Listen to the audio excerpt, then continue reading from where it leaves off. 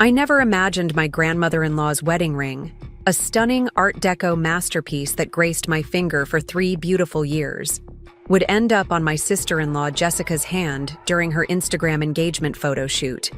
But there it was, glittering in the golden Boston sunlight, while my mother-in-law Karen's smug smile in the background told me everything I needed to know about how it got there. Life has a way of taking unexpected turns, and my story begins on what should have been an ordinary Tuesday in October. The crisp autumn air carried the scent of fallen leaves through Beacon Hill's historic streets as I walked home from my interior design firm in downtown Boston. I was tired, but satisfied after presenting a successful renovation concept to one of our highest-profile clients. My wool coat hugged me against the chilly breeze as I climbed the steps to our Victorian townhouse, already thinking about the cozy evening ahead. Daniel and I had been married for 3 years, and I still got butterflies coming home to our beautifully restored townhouse.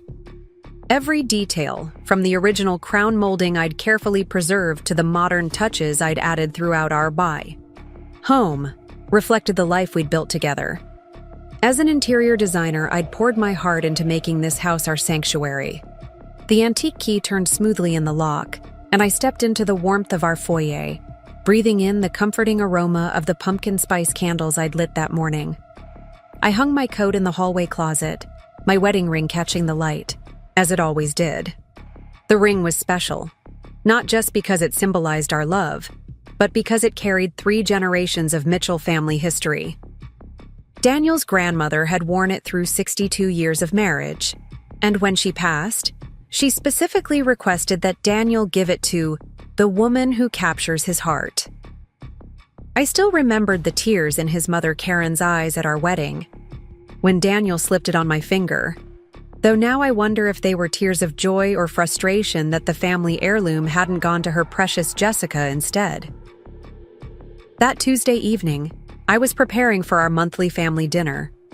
Karen and Jessica always came over on the first Tuesday of each month, a tradition that Daniel insisted we maintain to keep the family close. I'd spent the weekend planning the perfect autumn menu: butternut squash soup, herb-crusted rack of lamb, and Karen's favorite apple crumble for dessert. The house filled with delicious aromas as I checked on the lamb and adjusted my grandmother's pearl necklace, another family heirloom I treasured. The doorbell chimed at exactly 6:30 p.m. Karen was nothing if not punctual. I wiped my hands on my apron, smoothed my dark hair, and went to answer the door. Karen stood there in her perfectly tailored Burberry coat, her ash blonde hair immaculately styled, with Jessica beside her in what looked like a brand new designer outfit. Something felt off about their expressions. Karen's tight smile didn't reach her eyes, and Jessica seemed to be practically vibrating with barely contained excitement. "Rachel, dear." Karen's voice held its usual cool politeness as she air-kissed my cheek. "Something smells interesting?" The slight pause before interesting was classic Karen. She never missed an opportunity for a subtle dig. I'd learned to let these little barbs roll off my back, though they still stung. "Come in, please." I stepped aside to let them enter. Daniel should be home any minute. He texted that he was leaving the office a little while ago. Jessica practically bounced into the living room, her designer heels clicking on the hardwood floors. "Mom, should we wait for Danny? I literally can't hold it in anymore." Her voice was pitched higher than usual with excitement. Karen shot her daughter a warning look, but her lips curled into a small, satisfied smile. "Patience, dear. All in good time." I felt a chill that had nothing to do with the autumn weather. Something was definitely wrong. I'd seen that look on Karen's face before.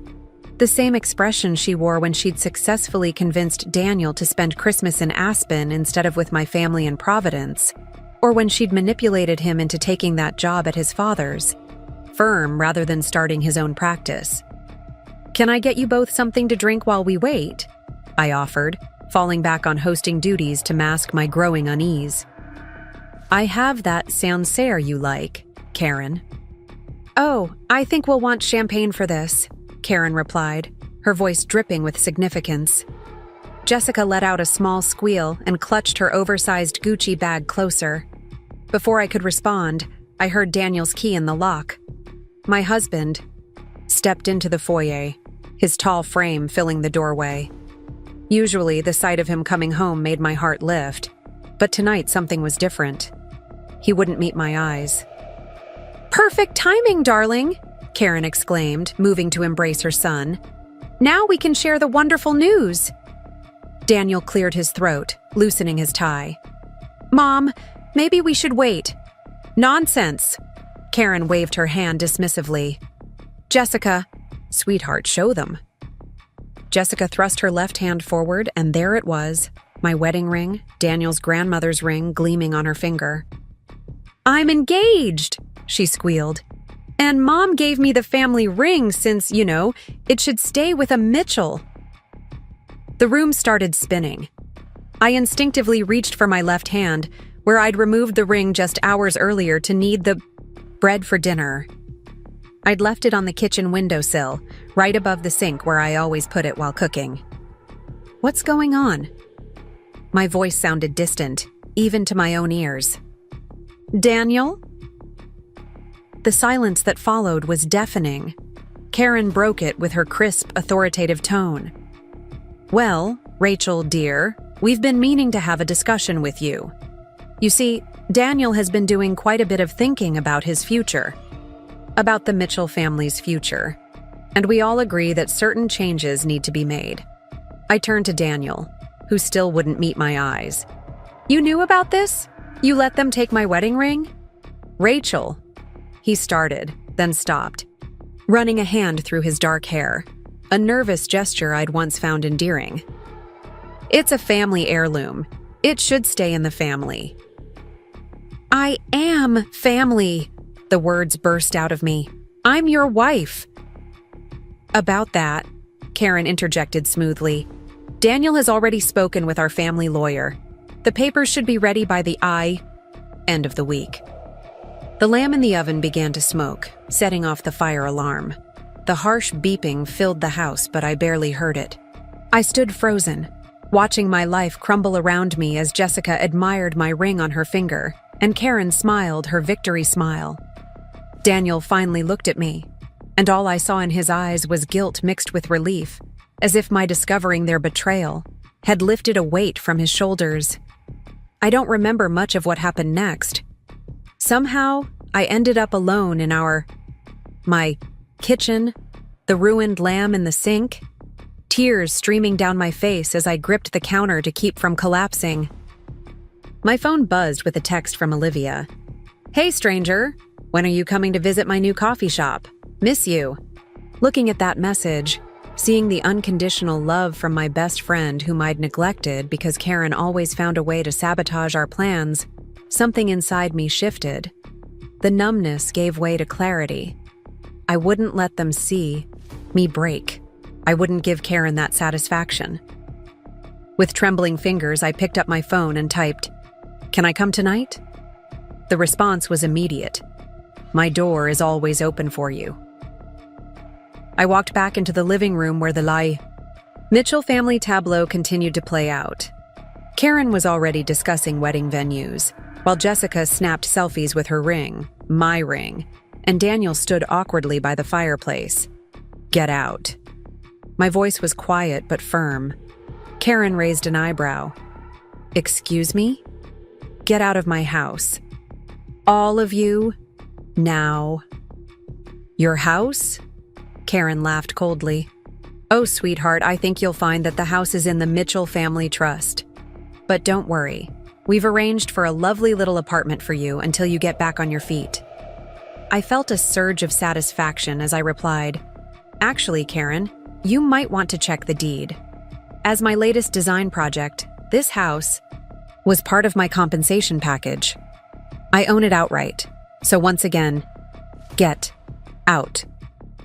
The look of shock on Karen's face was almost worth everything else. Almost. That night, as I sat in Olivia's cozy coffee shop in Providence, surrounded by the warmth of real friendship and the scent of freshly ground beans, I began to plan. I didn't know what the future held, But I knew one thing for certain. This was not the end of my story. It was just the beginning.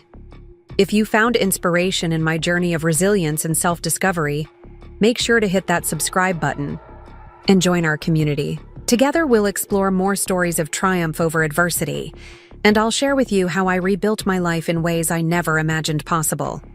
Don't forget to ring that notification bell so you never miss an update. Your support means the world to me, and I can't wait to share the next chapter of my story with you all. The warning signs had been there for months, like subtle cracks in a beautiful facade that I'd chosen to ignore.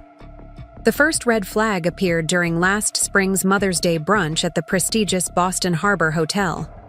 Karen Mitchell, ever. The picture of New England aristocracy had spent an unusually long time examining my hands as I passed her the mimosa carafe. "You know, Rachel," she'd said, her voice dripping with false concern, "that ring really should be cleaned professionally."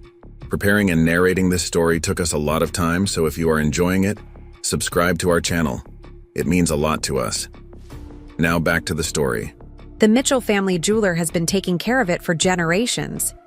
She'd reached for my hand, her perfectly manicured fingers wrapping around my wrist with surprising strength. "Why don't you let me take it in for you?" I'd pulled my hand back instinctively, catching a flash of something dark in her eyes before her practiced smile returned. "That's thoughtful, Karen, but I prefer to care for it myself." The ring sparkled despite her criticism, as I meticulously maintained its antique beauty. Jessica had pouted from across the table, pushing her eggs Benedict around her plate. "Mom, it's not fair. That ring would match my aesthetic perfectly. My followers are always asking about vintage jewelry." Her whining carried across the elegant dining room, causing several heads to turn.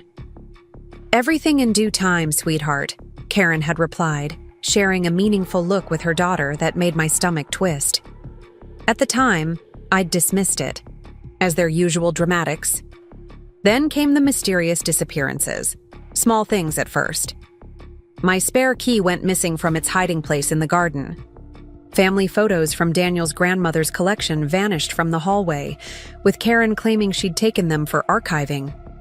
My appointment calendar somehow got wiped from my phone after Jessica had borrowed it to make a quick call. The frequency of Karen and Jessica's unexpected visits increased.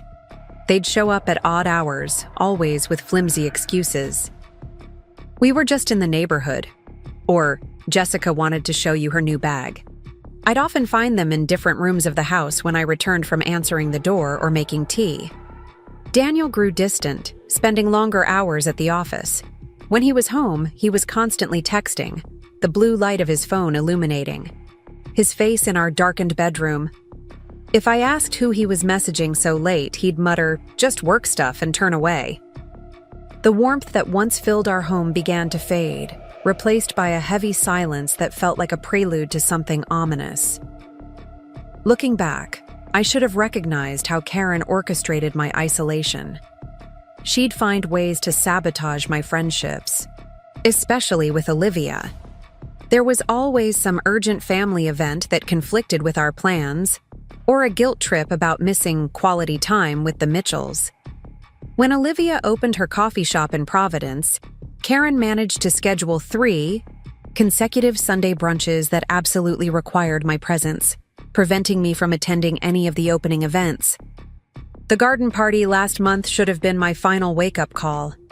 Karen had insisted on hosting it at our house, claiming the Mitchell family's social standing demanded we maintain certain traditions. I'd spent weeks preparing the backyard, transforming it into an enchanted space with twinkling lights and elegant floral arrangements. That afternoon, I'd overheard Karen talking to Mrs. Worthington, one of Boston's most notorious gossips, near the Rose Garden.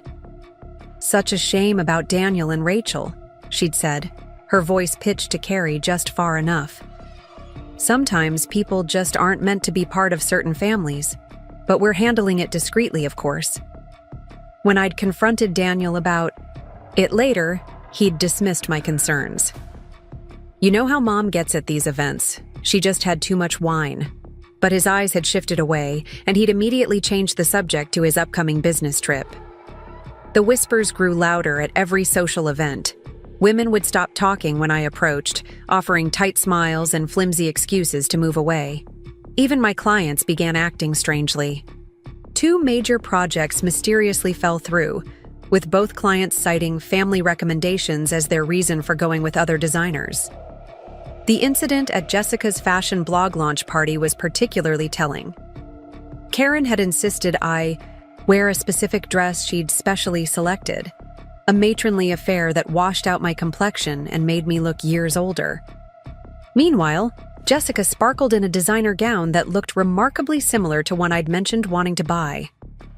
When I arrived, I discovered my assigned seat was in the back corner, far from Daniel and the rest of the family. "It's just about optics," Daniel had explained weakly when I objected. "Jessica needs to be seen with the right people for her brand." The right people, apparently, didn't include his wife. The signs were all there in Daniel's behavior too. The late-night client, meetings that left traces of unfamiliar perfume on his shirts, the mysterious charges at jewelry stores that never resulted in gifts for me, the way he started taking all his calls in the garden, speaking in hushed tones. Last week, I found a brochure for engagement rings in his briefcase when I was looking for stamps. When I asked him about it, he'd snatched it away, claiming it was for a friend. That same day, Karen had called to discuss modernizing some of the family jewelry. The pieces were falling into place, but I'd refused to see the complete picture. Even our housekeeper, Maria, had tried to warn me in her own way. "Senora Rachel," she'd said one morning, her eyes full of concern, "be careful with your beautiful ring. Some people, they see something shine and they want to take it for themselves." I'd thanked her for her concern, but assured her the ring was safe. After all, who would dare steal a wedding ring right off someone's finger? The final warning came just yesterday. I'd been at my favorite cafe near the design firm, sketching ideas for a new project, when I overheard 2 women at the next table. They were discussing Jessica's upcoming surprise engagement and how Karen had finally found a way to get that ring back where it belongs. I'd convinced myself I'd misheard, or that they were talking about someone else. But then I remembered how Jessica had been photographing my hands at Sunday dinner last week, claiming she needed reference pictures for a jewelry sponsor. How Karen had spilled wine surprisingly close to my ring hand, insisting I take off my jewelry while she helped me clean up. How Daniel had suggested I leave my ring at home during our upcoming beach vacation, just to be safe. The pieces were all there, forming a picture I hadn't wanted to see. A picture that became crystal clear the moment I walked into my house today and found my mother-in-law and sister-in-law waiting with triumphant smiles. My wedding ring, a ring that had been in the Mitchell family for 3 generations, glittering on Jessica's finger. While I stood in Olivia's coffee shop that evening, watching her close up for the night, memories of all these warning signs played through my mind like scenes from a movie that only makes sense after you know the ending. The subtle manipulations, the calculated moves, the careful isolation, it had all been leading to this moment. "I should have seen it coming," I whispered, more to myself than to Olivia. She paused in her task of wiping down the vintage copper espresso machine, fixing me with a kind but firm look. "Don't do that to yourself, Rachel. Hindsight makes prophets of us all." The gentle whir of the ceiling fans filled the silence as I absorbed her words. Outside, Providence's historic streets were quieting for the night, so different from the constant bustle of Beacon Hill. Here, in this warm space filled with the lingering aroma of coffee and freshly baked scones, I could finally see the past months with clarity. More importantly, I could begin to see the future, a future I would shape on my own terms, without the oppressive shadow of the Mitchell family legacy looming over every decision. The warnings had been there, yes, but now they served a different purpose. They weren't just signs of what I'd failed to see, but lessons in what I would never ignore again. Maria's words echoed in my mind.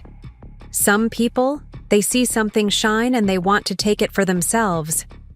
Well, let them have the ring.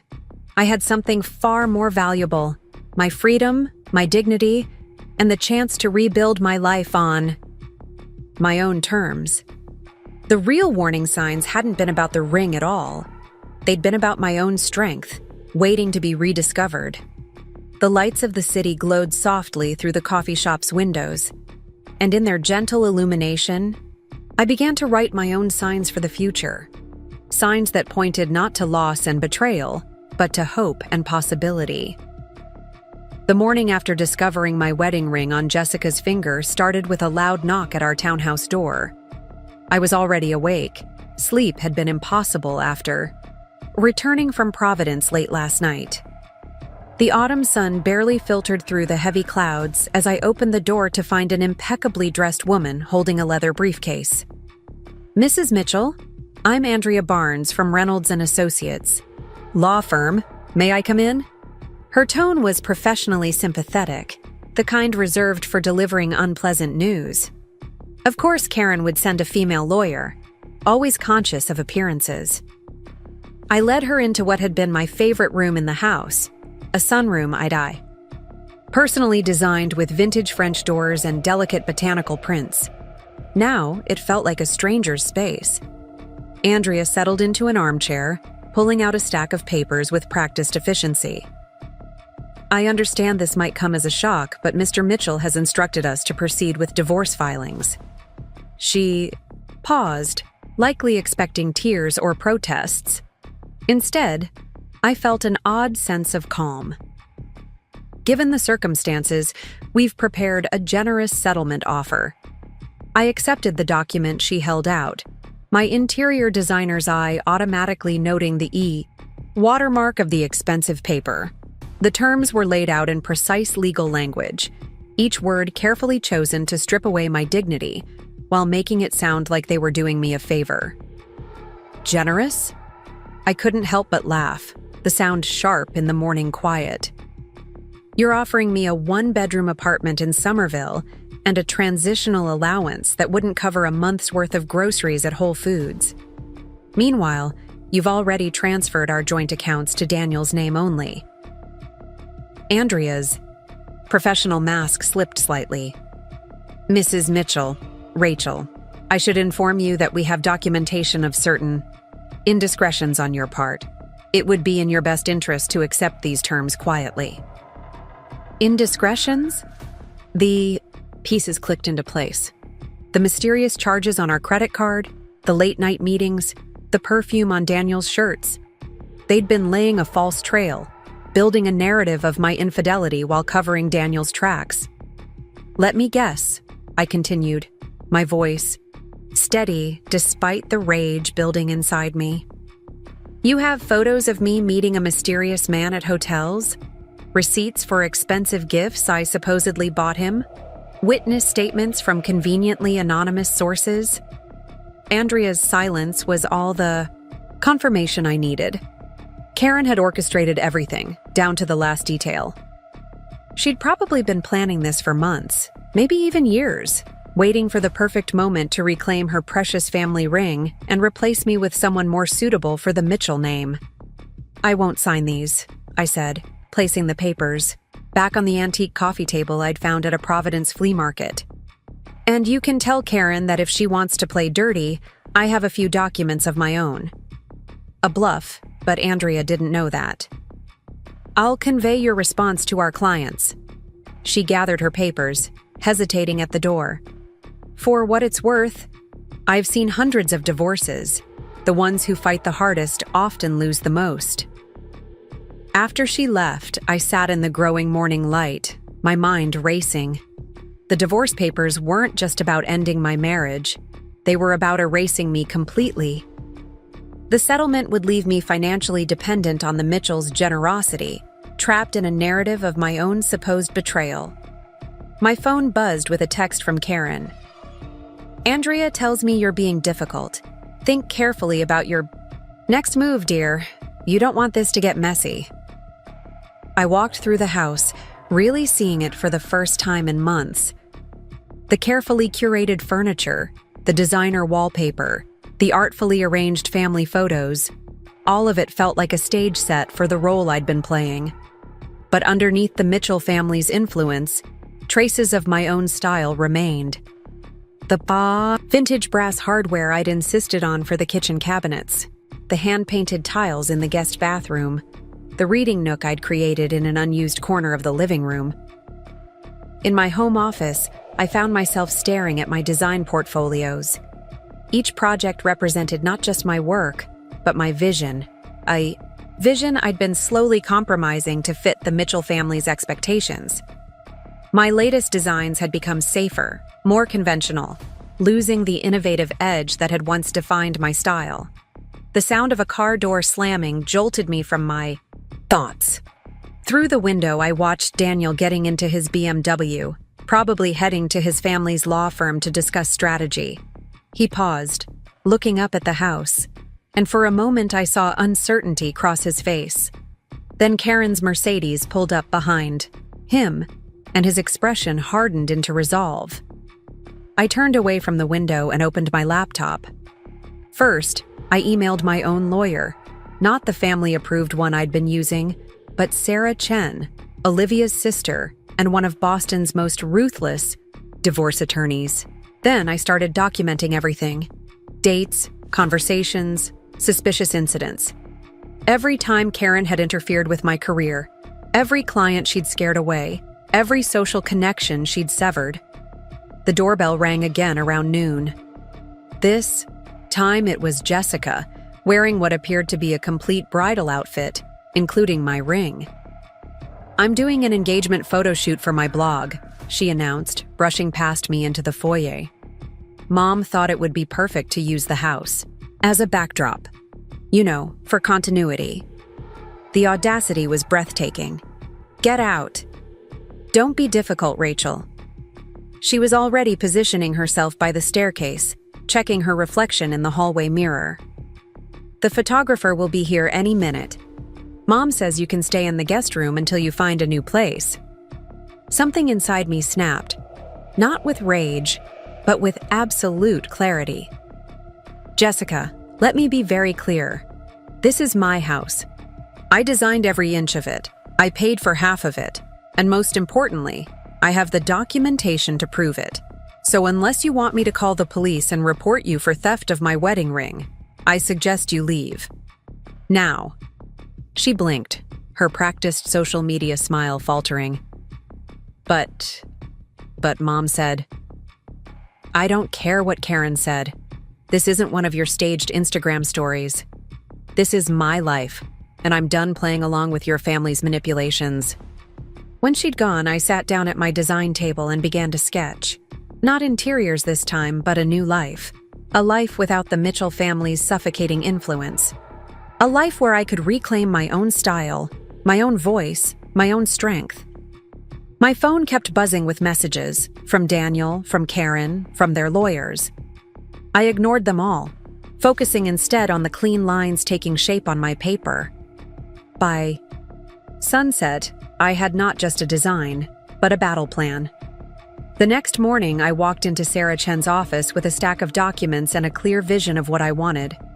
Not just from the divorce, but from my future. Sarah listened intently, her sharp eyes missing nothing as I laid out the Mitchell family's scheme. "They underestimated you," she said finally, a small smile playing at her lips. "They thought you'd be so grateful for their generosity that you'd just fade away quietly. They thought wrong." I pulled out my final piece of evidence, a recording from last year's Mitchell family Christmas party, where Karen had drunkenly boasted about her plans to upgrade Daniel's marriage once she found the right replacement. I kept this as insurance, never really believing I'd need it. Sarah's smile widened. "Oh, they definitely thought wrong." She began typing rapidly on her computer. "Give me 48 hours. I'll have a counteroffer that will make their generous settlement look like pocket change." As I left her office, my phone buzzed with yet another text from Karen. "The photographer is available again tomorrow. Don't make this harder than it needs to be, dear. Just give Jessica the keys and we'll handle everything else." I texted back a single word. No. Then I turned off my phone and headed to Olivia's coffee shop. It was time to start writing my own story, one where the Mitchell family's precious ring was nothing more than a chapter in my past, not the chain they thought would bind me to their control forever. The bell above the coffee shop door chimed as I entered, and the familiar scent of freshly ground beans wrapped around me like a comforting embrace.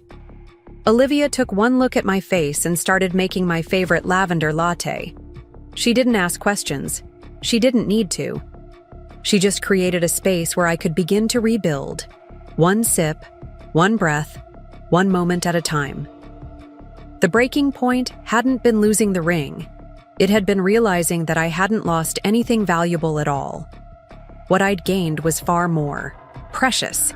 The freedom to be myself, the strength to fight back, and the wisdom to recognize that some family heirlooms come with chains that aren't worth their weight in gold. The streets of Providence took on a dreamlike quality as I wandered aimlessly that evening, my world turned upside down. The historical buildings that had always charmed me now loomed overhead like silent witnesses to my unraveling life. The cobblestone streets beneath my feet felt unsteady, each step carrying me further from the life I'd known, but heading nowhere in particular. Olivia had offered to let me stay at her place, but I needed time alone with my thoughts. The autumn wind whipped around me, carrying the scent of salt water from the harbor. My phone kept buzzing in my bag. Probably more messages from Karen, Daniel, or their lawyers. But I couldn't bear to look at it. I found myself in an unfamiliar neighborhood where strings of lights crisscrossed the narrow streets. A small park beckoned, its wooden benches offering refuge. As I sat down, my designer instincts automatically noted how the vintage-style lampposts cast a warm glow on the red brick buildings. Even in my darkest moment, I couldn't turn off the part of me that saw beauty in spaces. An elderly woman walked past, her small dog trotting beside her. She paused, perhaps noticing my lost expression. "Rough day, dear?" Her voice carried the warmth of genuine concern. I managed a weak smile. "You could say that." She settled onto the bench beside me, her dog curling up at her feet. "I've lived in Providence for 70 years, she said, adjusting her worn wool coat. "Long enough to know that sometimes we need to get lost before we can find our way." Her words struck something deep within me. I'd been so focused on what I'd lost, the ring, my marriage, my place in Boston society, that I hadn't considered what I might find. The woman patted my hand gently before continuing her evening walk, leaving me with thoughts I wasn't ready to face. My feet carried me toward the waterfront, where boats bobbed gently in the harbor. The sun had set, but the sky still held a hint of purple at its edges. I remembered my first design project, a waterfront restaurant renovation that had won me recognition in the industry. That was before I met Daniel, before the Mitchell family's influence had slowly pushed me toward more conservative designs. A group of art students passed by, their laughter and animated discussion about an upcoming gallery opening floating on the breeze. I thought about my own abandoned dreams of opening an experimental design studio. Karen had dismissed the idea as quaint and suggested I focus on networking with her country club friends instead.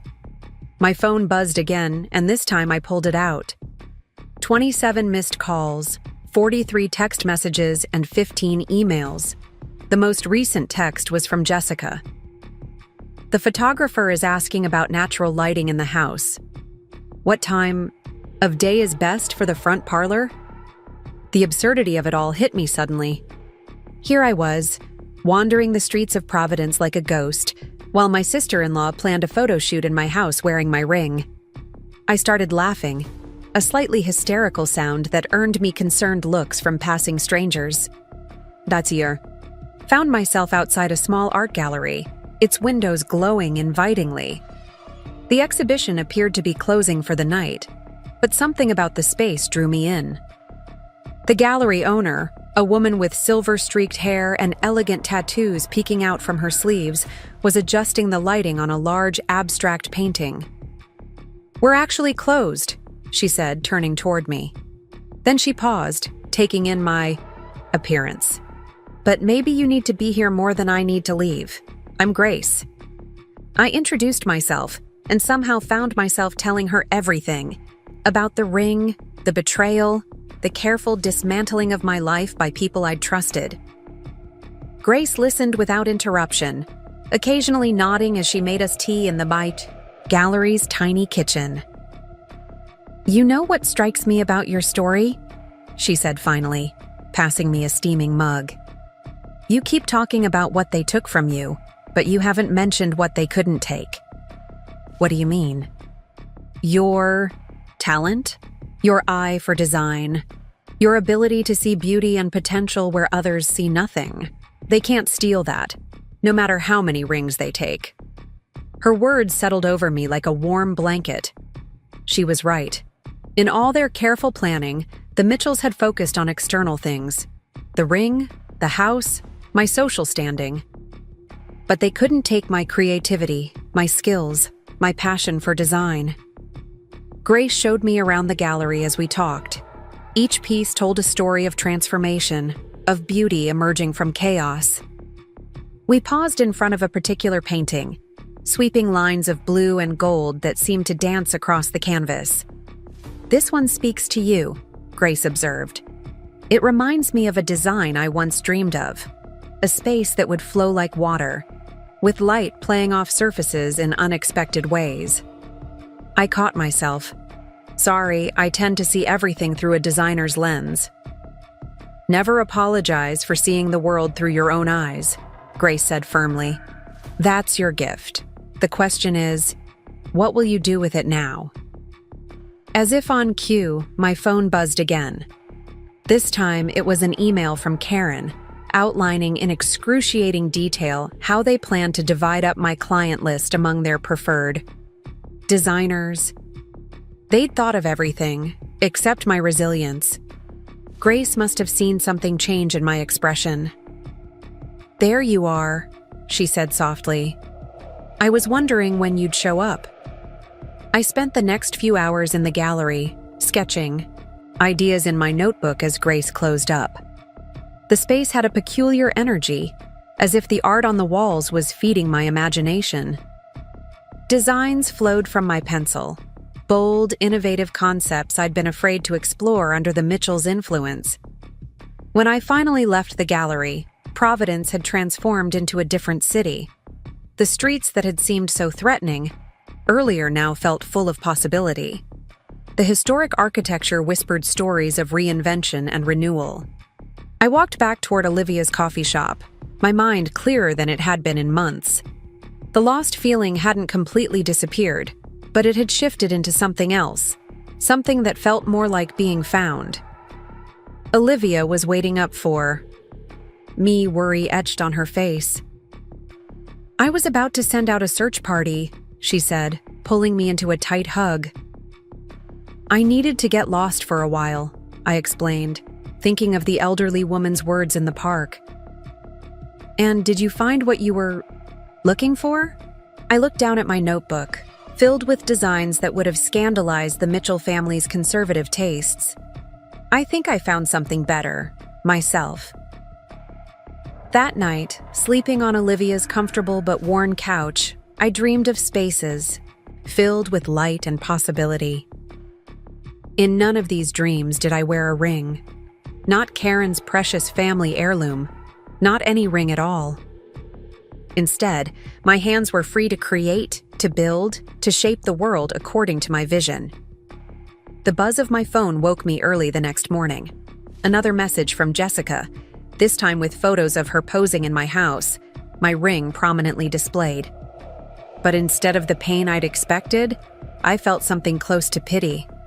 She was so caught up in creating the perfect image that she couldn't see how empty it all was.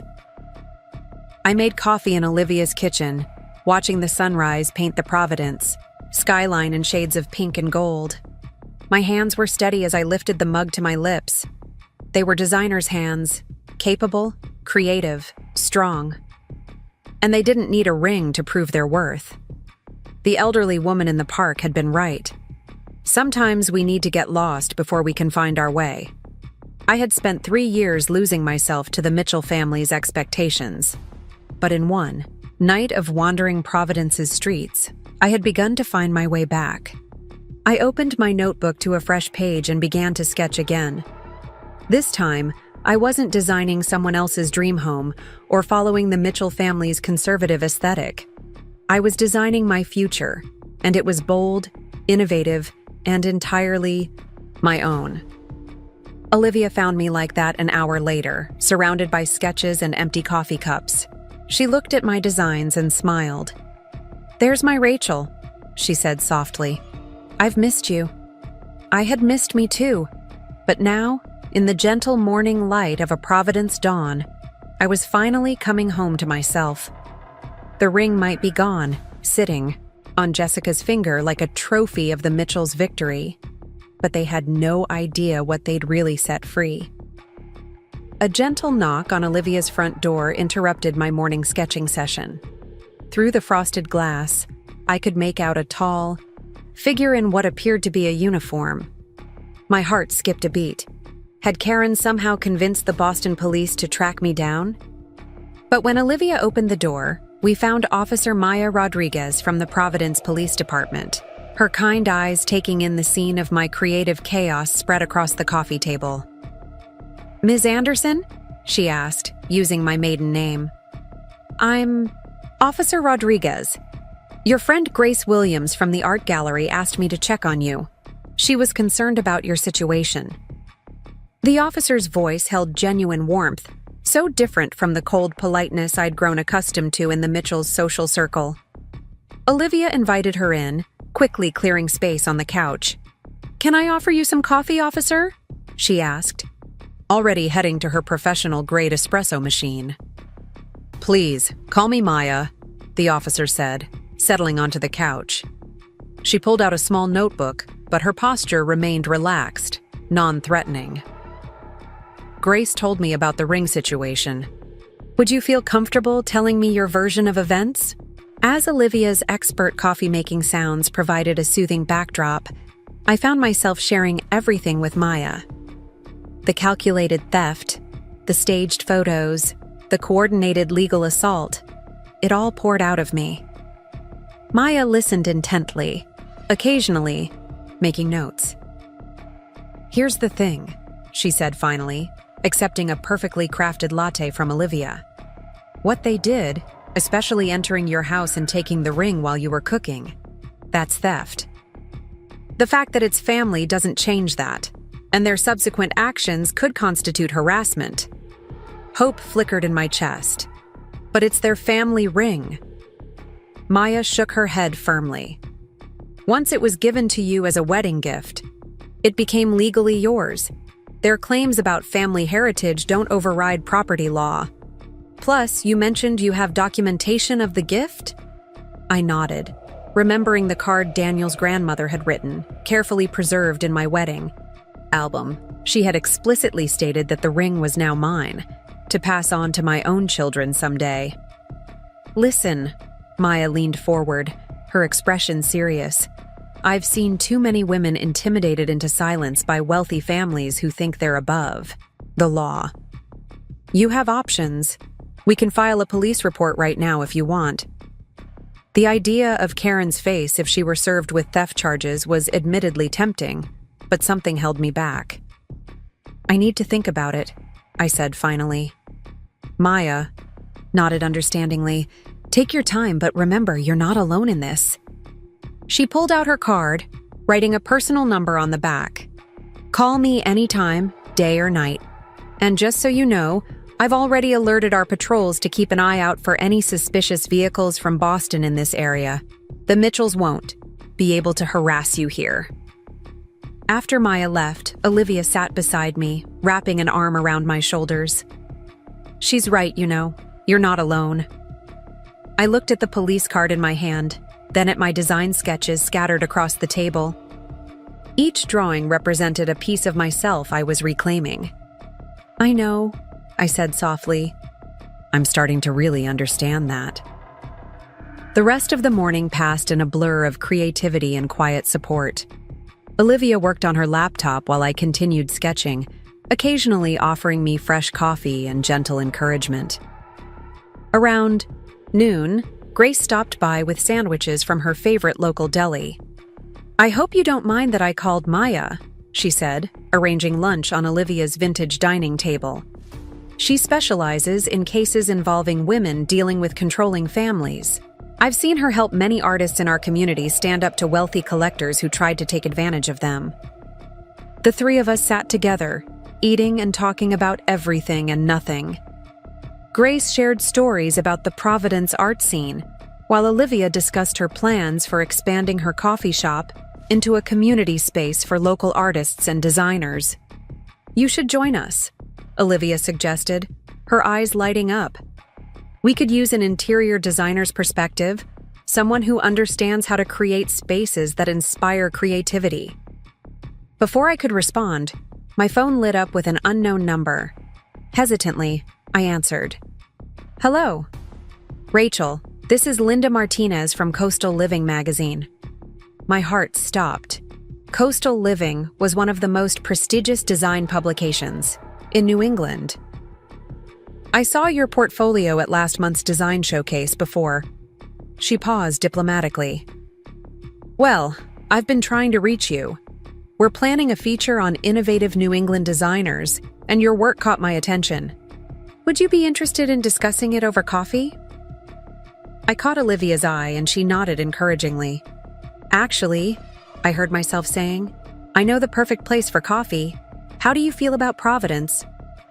The next morning, I sat in Olivia's coffee shop watching Linda Martinez study my newest sketches. She'd raised an eyebrow when I suggested meeting here rather than at a trendy Boston cafe, but the genuine warmth of the space had quickly won her over. "These designs are extraordinary," she said, lingering over a concept for a sustainable community art space. "They're so different from your previous work. Bolder, more innovative. What changed?" I took a sip of my lavender latte, considering her question. "I found my voice again," I said finally. "Or maybe I just remembered I had one." Linda smiled. "Well, whatever the catalyst, it's working. I'd like to feature these designs in our innovation issue, and..." She hesitated, then continued. "We're also looking for someone to write a regular column on sustainable urban design. Would you be interested?" As we discussed the details, I felt a sense of lightness I hadn't experienced in years. The weight of the Mitchell family's expectations had been replaced by the excitement of new possibilities. Later that afternoon, Maya stopped by again, this time off duty and carrying a stack of papers. "I did some research," she said, spreading the documents on the table. "That house in Boston? The one you designed? There's something interesting about the property records." She pointed to a clause I'd never noticed before. Because the house had been part of my payment for the design work, it was legally classified as a business asset, not marital property. The Mitchells couldn't touch it without proving business fraud, which would require them to expose their own manipulations. "You have more power than you realize," Maya said, squeezing my shoulder. "You just need to decide how to use it." That evening, as I sat with Olivia and Grace on the coffee shop's rooftop garden, watching the sunset paint the Providence skyline, I felt a profound shift in my perspective. The ring on Jessica's finger wasn't a symbol of what I'd lost. It was a reminder of what I'd gained: freedom, authenticity, real friendship. My phone buzzed with another text from Karen. "The lawyers are waiting, dear. Don't make this more difficult than it needs to be." I showed the message to Grace and Olivia, who had become my unofficial advisory council. Grace's eyes sparkled with mischief. "You know what they say about difficult women," she said. "We get things done." Olivia raised her coffee cup in a toast. "To difficult women," she declared. As we laughed together in the fading light, I realized something profound. The Mitchells had tried to isolate me, but instead, they had inadvertently led me to my true community. They had tried to silence my creativity, but had only given it a more powerful voice. They had tried to take my ring, but had given me something far more valuable: the key to my own strength. I took out my phone and typed a response to Karen. "You're right. Let's not make this difficult. I'll have my lawyer contact yours tomorrow. And Karen, thank you for showing me exactly who you are. It's the best gift you could have given me." Then I turned off my phone and turned back to my friends, my designs, and the promise of a future that was finally truly mine. The women's shelter in Providence looked nothing like I'd imagined. Tucked away in a beautifully restored Victorian mansion, Hope House radiated warmth rather than institutional sterility. Director Maria Delgado welcomed me with a gentle smile that reached her eyes, leading me through wide hallways decorated with local artwork. "Each woman's journey here is unique," Maria explained, showing me to a cozy room on the second floor. Sunlight streamed through stained glass windows, casting colorful patterns across a handmade quilt. "But you'll find we're all connected by the same thread of resilience." The room, though modest, held an understated elegance. A writing desk faced the window, overlooking a carefully tended garden. The walls were painted a soft sage green that immediately set my designer's mind thinking about color psychology and healing spaces. "I know it's not what you're used to," Maria began, but I cut her off gently.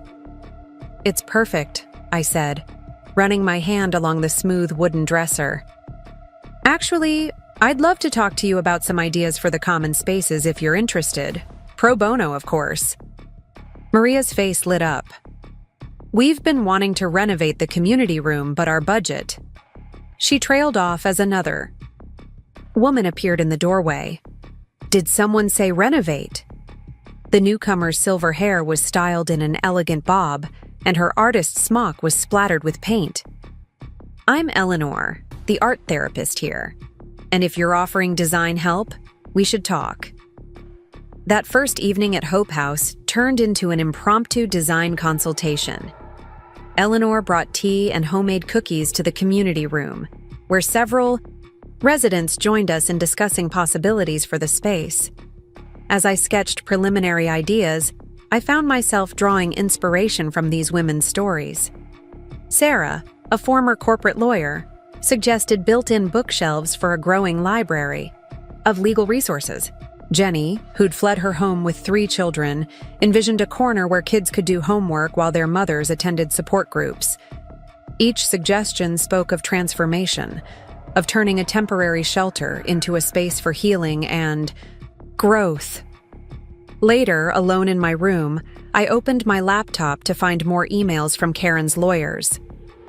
They were still pushing their narrative of my alleged infidelity, now threatening to expose me to my professional contacts. I thought about the women I'd just met, each one rebuilding her life, despite similar threats and manipulations. A soft knock interrupted my thoughts. It was Rebecca, one of the shelter's long-term residents I'd met earlier. "We usually have tea in the kitchen around this time," she said. "Would you like to join us?" The kitchen was the heart of Hope House, warm and inviting with its vintage farmhouse table and herb garden in the window. Several women were already gathered there, the conversation flowing as naturally as the tea. No one asked why I was there, but they welcomed me into their circle without hesitation. As midnight approached, I found myself sharing design tips with Lisa, who dreamed of opening her own flower shop. Her eyes sparkled as we discussed color schemes and display concepts, her notebook filling with sketches and ideas. "You know what's funny?" Lisa said, adding honey to her chamomile tea. "My ex always told me I didn't have a head for business, but being here, talking with women like you, I'm starting to remember who I was before I believed him." Her words resonated deeply.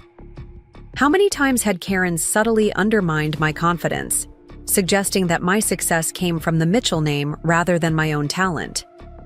How often had I dimmed my creative light to fit their conservative expectations? The next morning, I woke early to the sound of birds in the garden. The shelter's routine was already in full swing, women heading to work or job interviews, children being walked to school, volunteers arriving with donations. There was an energy here that had nothing to do with social status or family names. Maria found me in the community room, measuring windows and making notes. "You don't have to do this. You know," she said, "taking time to focus on yourself is important too." I looked up from my sketch pad. Actually, I think this is exactly what I need to be doing. Design has always been my way of processing things, of making sense of the world. She studied me for a moment, then nodded. "In that case, there's someone I'd like you to meet. Constance Hamilton runs an organization that helps women rebuild their professional lives.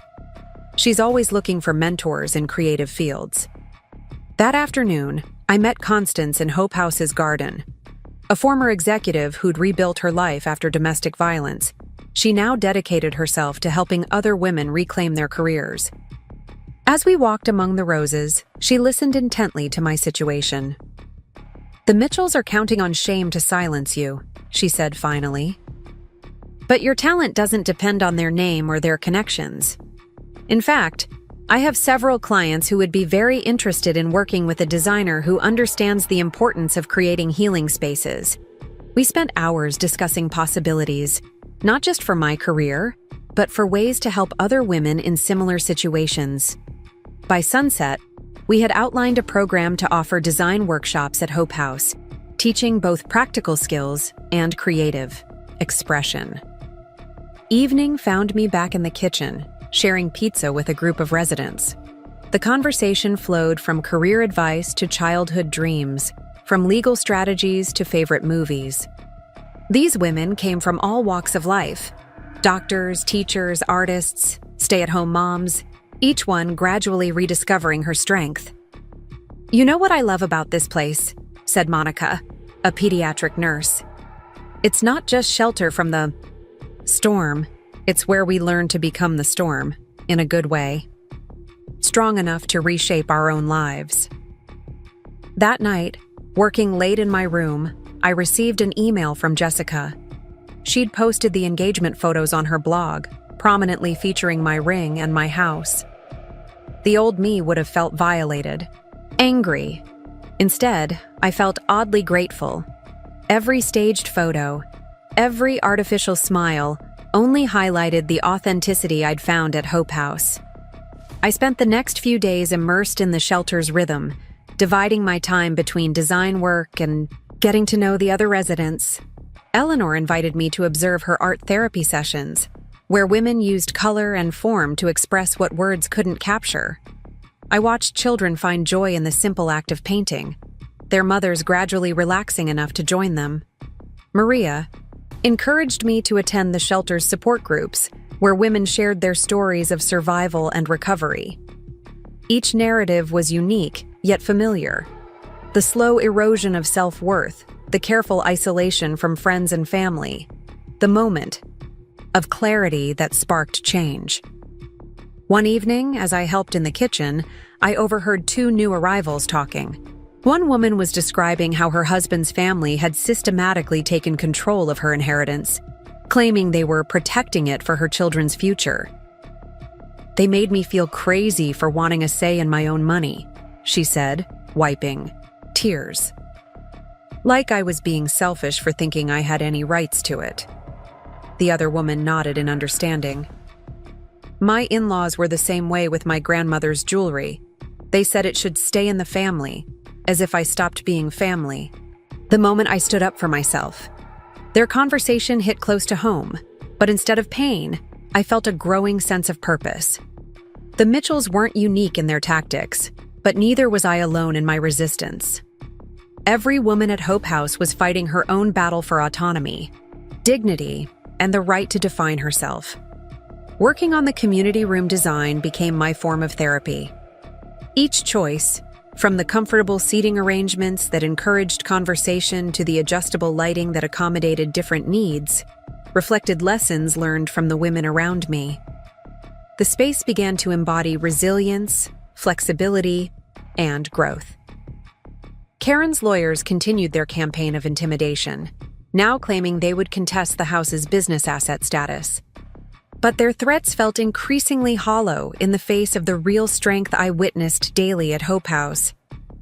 These women had lost homes, careers, family heirlooms, yet they were rebuilding, supporting each other, creating new definitions of wealth and success. A week into my stay, Maria asked me to help interview a potential resident. Amy arrived clutching a small bag, her designer watch and empty ring finger telling a familiar story. As she shared her experience of financial abuse and emotional manipulation, I found myself sharing parts of my own story. The ring was just a symbol, I told her. What they really wanted to take was my sense of self. But being here, meeting women like you, it's helped me see that we're so much more than the things they try to take from us. Amy's tears turned to tentative hope as we showed her around the shelter. By the time we reached the community room, she was offering suggestions for the renovation, her professional event planning experience shining through her initial fear. That night, as I sketched updated plans incorporating Amy's ideas, I realized something profound. The Mitchells had tried to write my story for me, casting me as either the grateful recipient of their generosity or the villain who betrayed their trust. But here at Hope House, I was writing my own narrative, surrounded by women doing the same. The ring they'd stolen was precious, yes, but not nearly as precious as the freedom to define myself, to create spaces that reflected my true vision, to connect with others on a genuine level. In trying to diminish me, they had inadvertently led me to my own source of power.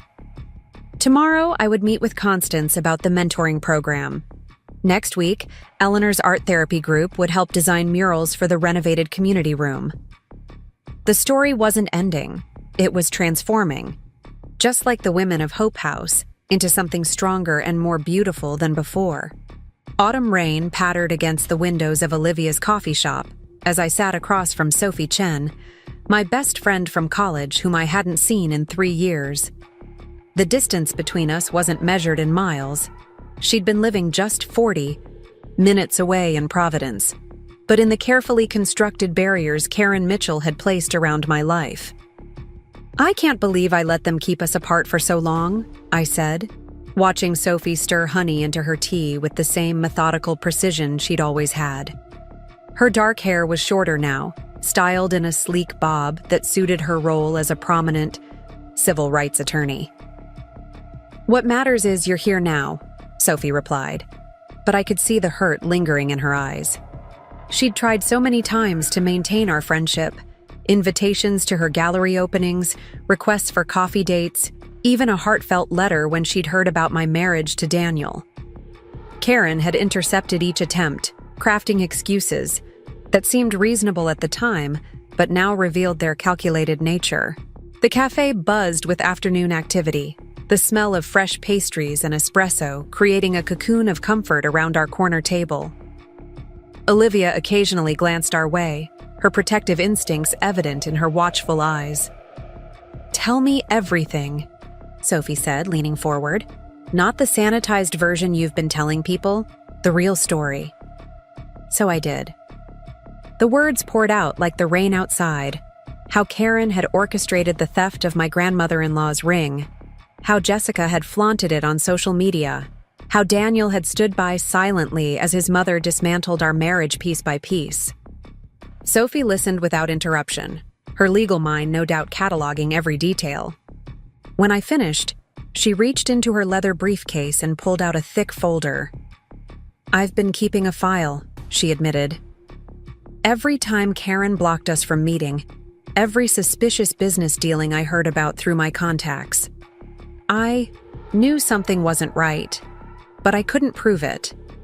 She spread out documents across the table, emails, social media posts, business records. A pattern emerged of systematic isolation and control, not just with me, but with other women who had married into the Mitchell family. Daniel's first fiancé, Sophie pointed to a newspaper clipping. "Remember how suddenly she disappeared from Boston society? I tracked her down in Seattle. She told me some interesting stories about Karen and family heirlooms." My hands trembled. as I read the article. 6 years ago, Patricia Wong had been engaged to Daniel, wearing another family ring. Not his grandmother's, but an aunt's vintage sapphire. She'd left Boston abruptly, amid whispers of impropriety and social disgrace. Karen claimed Patricia had stolen the ring when she left, Sophie explained. But I found the police report Patricia filed in Seattle. The ring had been taken from her apartment 2 weeks before she left, along with other jewelry Karen had gifted her. The parallels were uncanny. Patricia's design business had mysteriously lost clients. Her friends had received hints about her inappropriate behavior. Her reputation had been systematically dismantled until leaving seemed like the only option. Why didn't she fight back? I asked. The same reason most women don't: fear, isolation, shame. Karen is very good at making her victims feel powerless. Sophie's voice held a steel edge. But she's never gone up against us together. The word together hung in the air between us, heavy with promise and possibility. Sophie had always been my fiercest defender in college, the one who encouraged my boldest designs, who believed in my talent before anyone else. I have a proposition for you, Sophie said, pulling out another document. I'm starting a nonprofit focused on helping women rebuild their lives after financial and emotional abuse. We need someone who understands how to create spaces that promote healing and empowerment. My heart quickened at the possibility. You want me to design your offices? I want you to be our creative director. Full partnership, complete creative control. She slid the proposal across the table. Your experience combined with your design skills, you could help create something revolutionary. The rain had stopped, sending weak sunlight through the windows. Across the cafe, I caught Olivia's eye. She gave me an encouraging nod, as if to say, "This is what you've been waiting for." "Karen will try to stop it," I said, already imagining the tactics she might employ. Sophie's smile held a hint of triumph. "Actually, she can't. I've already secured funding through a women's foundation. Anonymous donors, ironclad contracts, and guess who's on our advisory board? Patricia Wong." As we discussed details, more pieces fell into place. The nonprofit would be based in Providence, operating out of a historic building that needed complete renovation, my first major project. We'd offer design workshops, helping women reclaim their creative voices while learning practical skills. "There's one more thing," Sophie said, hesitating slightly. "Patricia wants to meet you. She's been documenting Karen's patterns of behavior for years, building a case. Your story could be the key to stopping her from hurting more women." The old me would have hesitated, worried about social implications and the Mitchell family's reaction. But sitting there with my oldest friend, surrounded by the warmth of genuine support, I felt something shift inside me. "When can we meet her?" Sophie's answer was interrupted by a commotion at the cafe's entrance. Jessica Mitchell stood there, looking out of place in her designer outfit and perfect makeup. She spotted me and marched over, her heels clicking aggressively on the hardwood floor. "Rachel, thank God I found you. You have to come back. The house. It's all wrong for the wedding photos. We need you to fix it." She barely acknowledged Sophie's presence. "Mom's willing to be generous if you'll cooperate." I looked at my former sister-in-law, really looked at her. Behind the polished exterior, I saw fear. Fear of disappointing Karen. Fear of losing her carefully curated social media image. Fear of stepping out of line. "The house isn't yours to fix, Jessica," I said quietly. "And neither was the ring you're wearing." She flinched, her hand automatically covering the ring. "Mom said it belongs in the family." "I am family," I interrupted. "Or I was until I stopped playing by Karen's rules. Just like Patricia Wong, right?" Jessica's face went pale at the mention of Patricia's name. That was different. Was it? Or did Karen play the same game, isolating her, spreading rumors, taking what wasn't hers to take? With each word, Jessica seemed to shrink slightly. How long before she does the same to you, Jessica? When you step out of line or dare to have an opinion of your own? Tears welled in her eyes, smudging her perfect makeup. You don't understand. Mom just wants what's best. For whom? Sophie interjected gently. For you? Or for herself?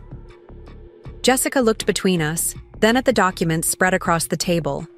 Her gaze lingered on Patricia's photo. Without another word, she turned and fled the cafe. Well, Sophie said into the silence that followed, that was interesting. She'll tell Karen everything. Good. Sophie began gathering the documents. Let Karen know we're coming. Let her see that her actions have consequences. You're not alone anymore, Rachel. And neither is Jessica, if she ever decides to break free. That evening, as I helped Olivia close the cafe, my phone buzzed with a text from an unknown number. It was a photo of a young Patricia Wong, smiling broadly as she displayed her sapphire ring. The message read, "Time to tell our stories. Together." I looked around the cafe where my new life had begun taking shape, at Sophie working on legal. Documents at her usual table, at Olivia humming as she cleaned the espresso machine. Karen had thought taking my ring would break me. Instead, it had led me back to my true family, not one bound by jewelry or social expectations, but by understanding, support, and the courage to stand together. Tomorrow, I would meet Patricia. Together, we would begin the work of creating spaces, both physical and emotional, where women could reclaim their power. The ring on Jessica's finger was just metal and stone. The real treasure was the strength I'd found in letting it go. Moving into Sophie's Providence loft marked the beginning of my new life. The converted textile mill bore little resemblance to my carefully curated Boston townhouse, but its soaring ceilings, exposed brick walls, and massive windows spoke too. My soul in a way the Mitchells' approved decor never had. Early morning light streamed through the industrial windows as I unpacked my meager belongings. I'd left behind most of my possessions, taking only what truly mattered: my design portfolios, my grandmother's vintage silk scarves, and the sketchbooks Karen had once dismissed as frivolous doodles. Sophie's space reflected her personality perfectly. Law books shared shelves with art installations, case files coexisted with pottery collections. The guest room she'd offered me was a blank canvas, its white walls practically begging for transformation.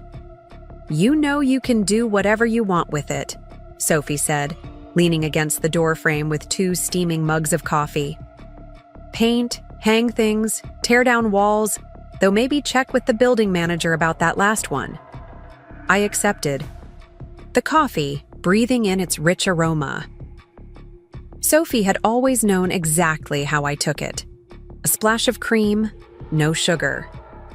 It was one of countless small details that reminded me of our deep connection, one that had survived years of Karen's interference. I'm thinking of starting a design blog, I said, surprising myself. The idea had been percolating since my first night in Providence. Not about luxury homes or status symbols, but about creating spaces that reflect who you really are. Sophie's face lit up. That's perfect. You could help other women who are starting over. Show them how to make a new place feel like home without spending a fortune. The next few days fell into a gentle rhythm. Mornings were spent at Olivia's cafe, where I worked on blog posts while watching the diverse crowd of artists, students, and professionals that made up her clientele. Afternoons were dedicated to transforming my room, using techniques I'd learned, but never had the freedom to implement in my Mitchell-approved designs. I found an antique Persian rug at a local flea market, its worn patterns telling stories of other lives, other fresh starts. Sophie helped me hang floating shelves made from reclaimed wood, their rough texture contrasting beautifully with the smooth white walls. Each small change felt like an act of rebellion against the rigid aesthetic Karen had enforced. I painted one wall a deep, rich teal, a color she would have deemed unsuitable for proper homes. The vintage brass mirror I rescued from a second-hand store replaced the expensive minimalist one she'd insisted was the only acceptable choice. One evening, as Sophie and I shared takeout Thai food on her balcony, my phone lit up with an email from Linda Martinez at Coastal Living magazine. She'd seen my first blog post, shared through Olivia's Cafe's social media. "We'd love to feature your perspective on sustainable, meaningful design," she wrote, "particularly your ideas about creating healing spaces for women in transition." The opportunity was everything the old me would have wanted, but without the Mitchell family's suffocating influence. Sophie watched me read the email, her dark eyes wise and understanding. "You know Karen will see it," she said gently. "Are you ready for that?" I looked around at the space we'd created together, authentic, beautiful, alive with possibility. "Let them see," I replied. "Let them all see what happens when you stop living by someone else's rules." The article took shape over the next few weeks. I wrote about finding beauty in imperfection, about how truly luxurious design isn't about expense, but about meaning. I shared tips for transforming spaces on a budget, but more importantly, I wrote about the emotional aspect of creating a home that reflects your true self. Photography Day arrived with a mix of excitement and nervousness. The magazine's photographer, Elena, immediately understood what I was trying to achieve. She captured not just the physical transformation of my room, but the spirit behind it. The way morning light played across the vintage textiles, how the collected objects told a story of resurrection and renewal. "These are gorgeous," Elena said, reviewing the shots. "You can feel the authenticity in every frame. It's so different from those sterile luxury home features." As she packed up her equipment, Elena hesitated. "I probably shouldn't tell you this, but I photographed your old house last week. The Mitchell family hired us for Jessica's engagement feature." My heart stuttered. "How did it look?" "Honestly, dead, like a museum where nothing can be touched or lived in. They've removed every trace of your design influence." She shook her head. "Such a waste of a beautiful space." That night, I couldn't sleep. I went up to the building's rooftop garden, another space Sophie had let me redesign. The Providence. Skyline sparkled under a canopy of stars, so different from the view I'd had in Boston. My phone buzzed with a text from Karen. "Saw your little blog. How nice that you've found a hobby to keep you busy in your reduced circumstances." I smiled at her attempt to wound me. Once her words would have cut deep. Now they felt as artificial as the life she'd tried to force me into. The next morning, I woke early and began sketching plans for the nonprofit's offices. The historic building Sophie had acquired needed extensive renovation, but I could already see its potential. The grand staircase would be restored, but with modern touches that honored rather than erased its industrial past.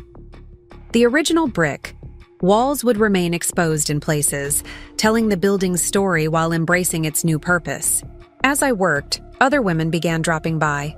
Friends of Sophie's, clients turned confidants, each with their own story of breaking free from controlling relationships. They brought coffee, ideas, and a shared understanding of what it means to rebuild. Maria, a former architect who'd left an abusive marriage, spent hours helping me refine the floor plans. Rebecca, who'd escaped financial abuse, offered invaluable insight into creating spaces that empowered rather than intimidated. The building itself seemed to come alive with each new decision. We created flexible meeting spaces that could transform from professional offices to workshop areas. The kitchen would be the heart of the building, just as Olivia's Cafe had become the heart of my new community. One wall would feature a mural painted by local artists, many of them women rebuilding their own lives. Another would display a collection of objects symbolizing new beginnings, including an empty ring box I'd contribute, its emptiness more meaningful than any jewelry it could have held. Sophie found me one evening, surrounded by fabric swatches and paint samples. "The contractor says we can start next week," she announced. "Are you ready?" I looked at my friend, really looked at her. In her law office, she fought for women's rights with fierce determination. Here, in the home she'd opened to me, she created space for healing and growth. She was everything Karen Mitchell wasn't: genuine, supportive, unafraid of other women's strength. "More than ready," I replied. "It's time to build something real." That night, I added a new post to my blog. I wrote about the difference between houses and homes, between spaces designed to impress and spaces designed to nurture. I wrote about finding beauty in authenticity, about creating rooms that breathe and grow with you. The comments started flowing in immediately, women sharing their own stories of breaking free, of redefining luxury on their own terms. Some had left with nothing but their creativity and courage. Others were still gathering the strength to make that leap. "Your words gave me hope," one comment read. "Today, I painted my bedroom the color I've always wanted, not the one my mother-in-law insisted was proper. It's a small act of rebellion, but it's mine." As I read their responses, I thought about Jessica, trapped in her perfectly curated world of social media appearances and maternal approval. I thought about the ring on her finger, beautiful but cold, a symbol of control rather than love. Tomorrow, construction would begin on the nonprofit's building. Soon, its spaces would fill with women reclaiming their stories, redefining their futures. The Mitchell family's ring was gone, but in its place, I'd found something far more precious. The freedom to create, to grow, to help others find their own path to authenticity. Looking around my room, at the carefully chosen pieces that each told part of my story, I felt profound gratitude. Karen had thought taking my ring would diminish me. Instead, it had set me free to become who I was always meant to be. Not just a designer of spaces, but a creator of possibilities. The registered letter arrived on a crisp October morning, its official seal gleaming in the autumn sunlight that streamed through Olivia's cafe windows. The return address belonged to a prestigious law firm in downtown Providence, one I'd never heard of. My hands trembled slightly as I opened it, half expecting another legal threat from the Mitchells. Instead, I found myself staring at a document that would change everything. "Dear Ms. Anderson," it began, "we are writing to inform you of your inheritance from the late Ms. Evelyn Montgomery, renowned architect and philanthropist." Evelyn Montgomery. The name struck a chord deep within me. 2 years ago, I'd written my graduate thesis on her groundbreaking work in sustainable architecture and women's spaces. She'd transformed abandoned buildings into community centers, created innovative housing solutions for women in crisis, and challenged the male-dominated architecture world of her time. The letter continued, explaining that Ms. Montgomery had passed away peacefully in her sleep 3 weeks ago. Somehow she'd known about my situation with the Mitchells. More incredibly, she'd left me her entire estate, including her historic Providence home, her architecture firm, and a substantial financial portfolio dedicated to supporting women in design. Sophie, who'd been watching my face as I read, finally broke the silence. "Rachel, what is it?" I handed her the letter, still unable to form words. She read quickly, her eyes widening. This is incredible, but how did she know about you?" A second envelope fell from the package, a personal letter written in Evelyn's distinctive hand. As I read her words, tears began to fall. Freely. "My dear Rachel, if you're reading this, I've finally taken my final bow. Don't be sad. I've lived a full life and accomplished most of what I set out to do. But there's still work to be done, and that's where you come in. I've been following your career since I first read your thesis. Your understanding of how spaces can heal, empower, and transform lives resonated deeply with everything I've spent my life working toward. When I heard through my sources about the Mitchell family's actions, it confirmed what I already knew. You are exactly the kind of designer and woman I want carrying forward my legacy. They tried to silence your voice by taking symbols of their approval. In doing so, they've only proven why we need more women like you in positions of power.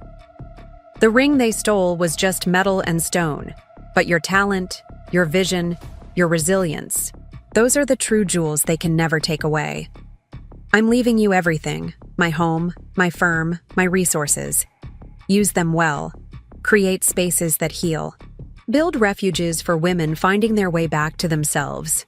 Show the world that true luxury isn't about impressing others, but about nurturing the soul. The key enclosed will open both my front door and a new chapter in your life. Don't let anyone tell you you're not ready or worthy. I've watched you long enough to know you were born for this. With faith in your future, Evelyn Montgomery. The key she mentioned was there, an antique brass piece that seemed to hum with possibility. Sophie squeezed my hand as I held it, both of us understanding the magnitude of this moment.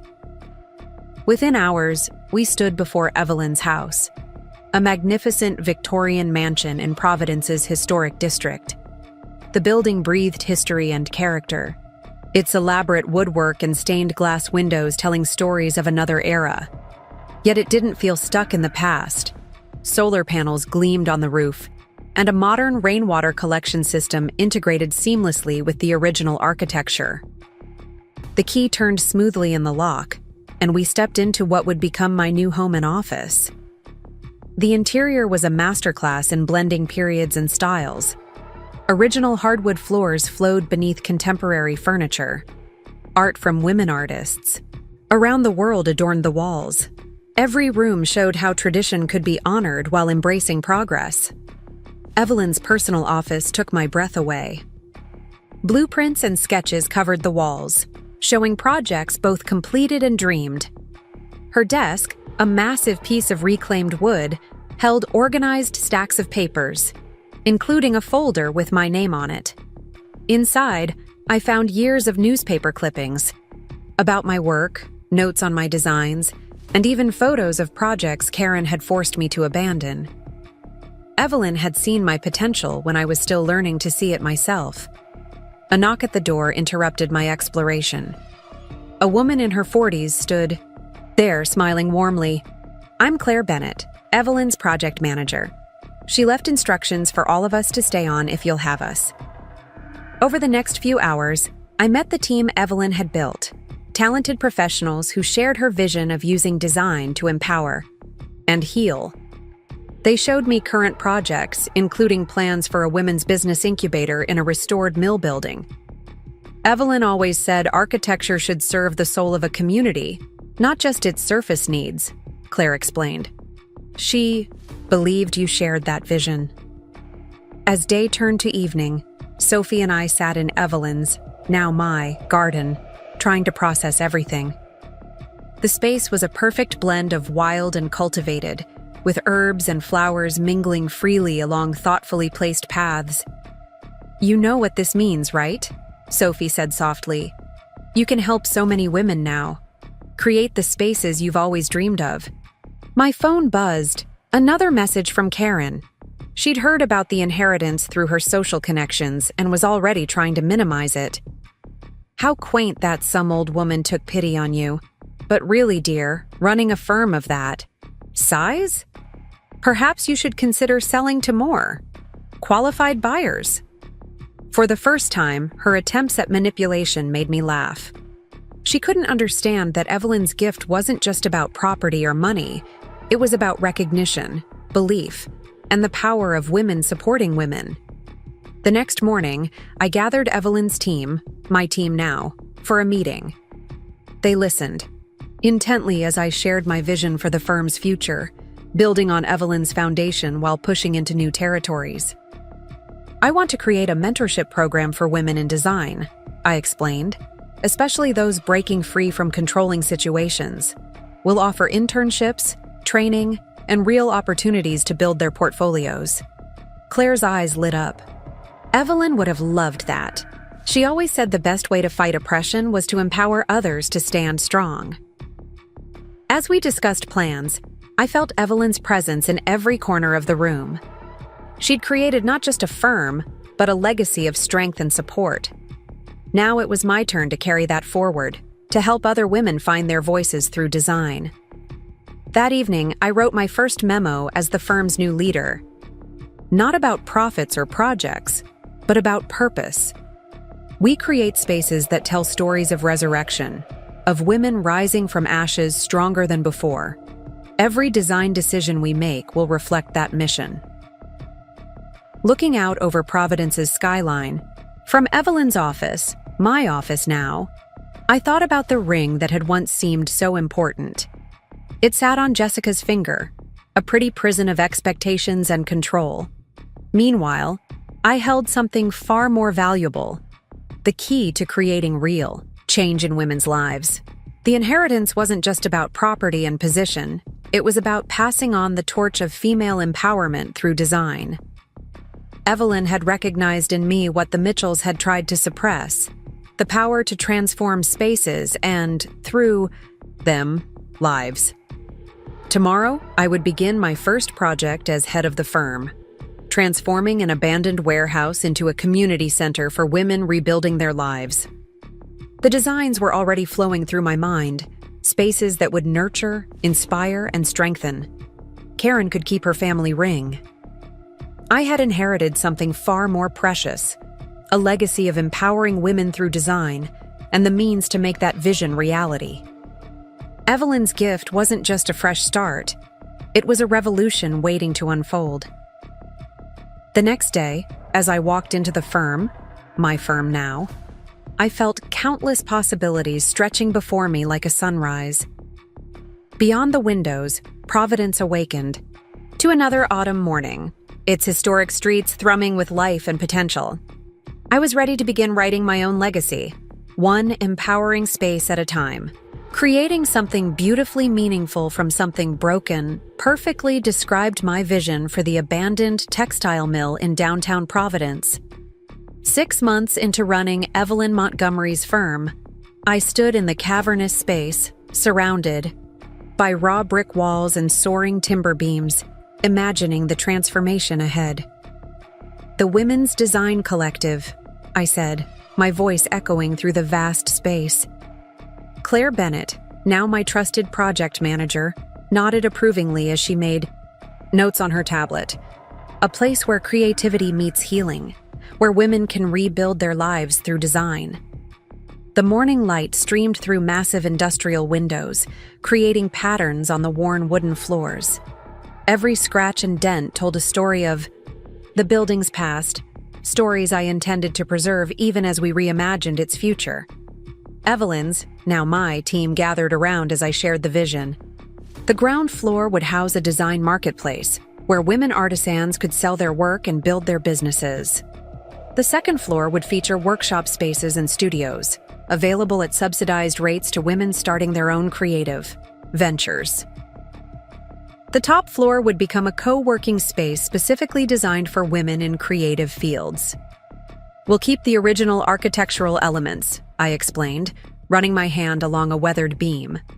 "But we'll integrate modern, sustainable features, solar panels, green roof gardens, rainwater harvesting, everything Evelyn believed in."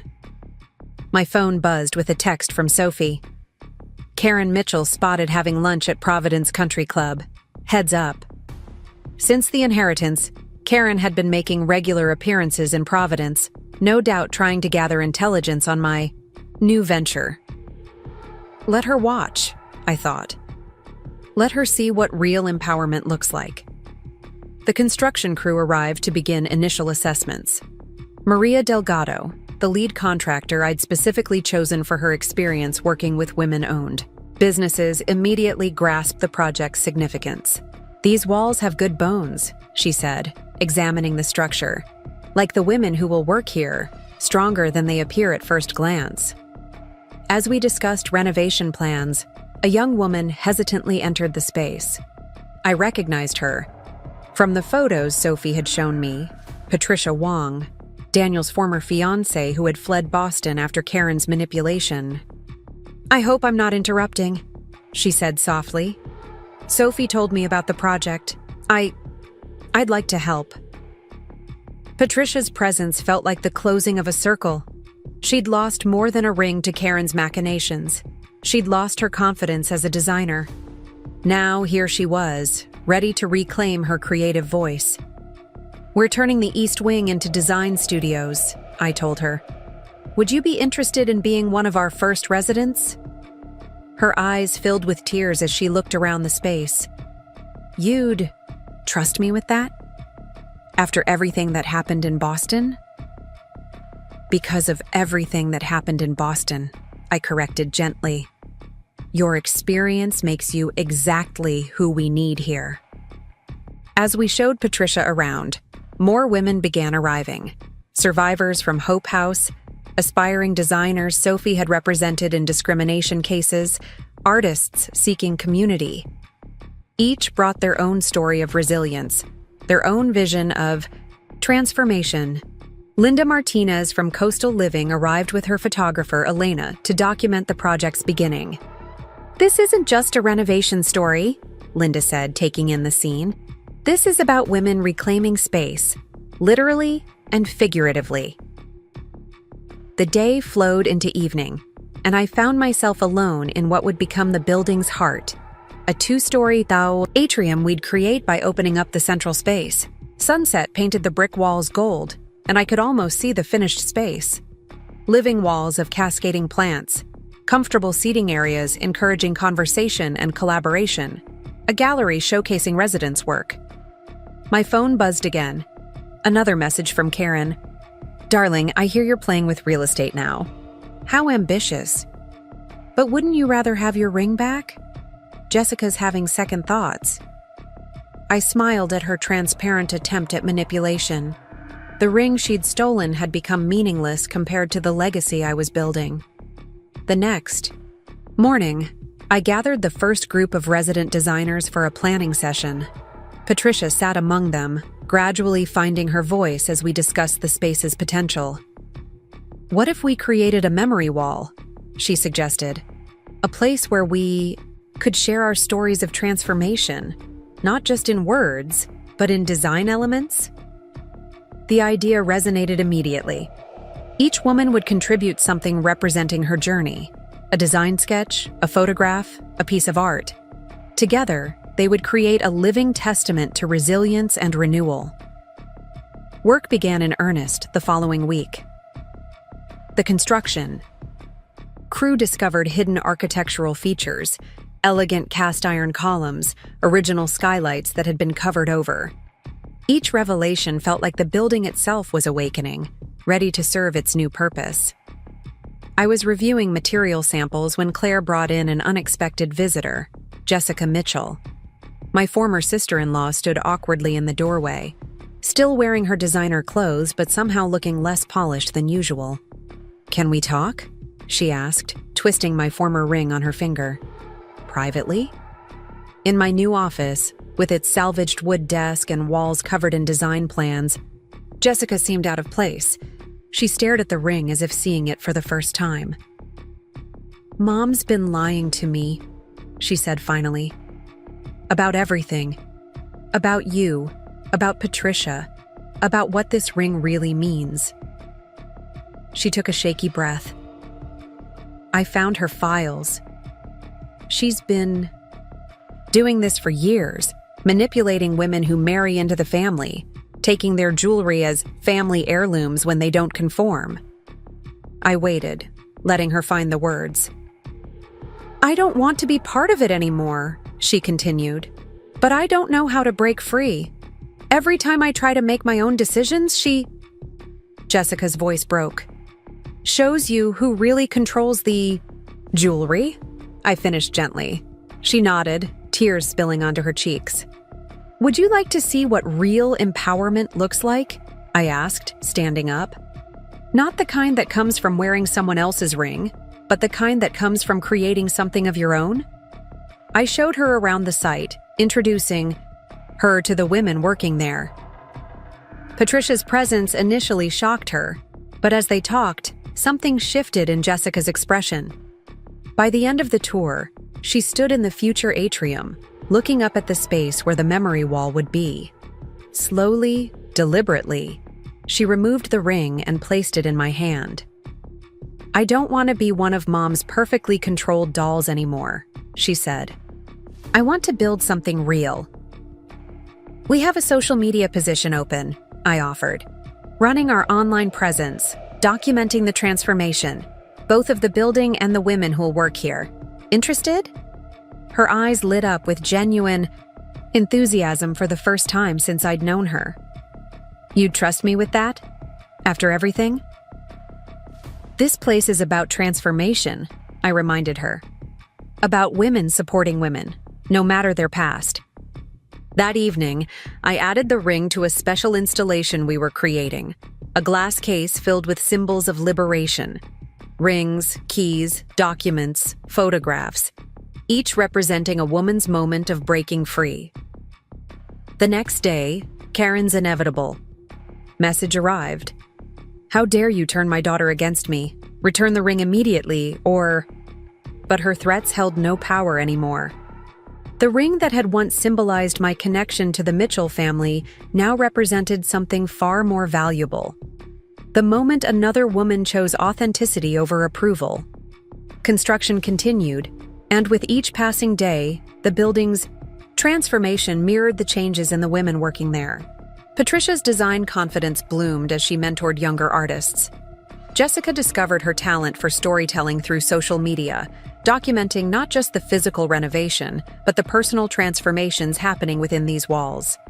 1 month into the project, I received an unexpected call from Daniel.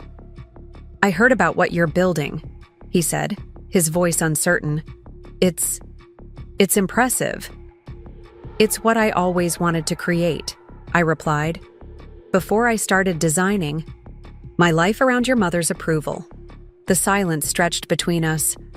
"I'm sorry," he finally said, "for everything, for not being strong enough to stand up to her."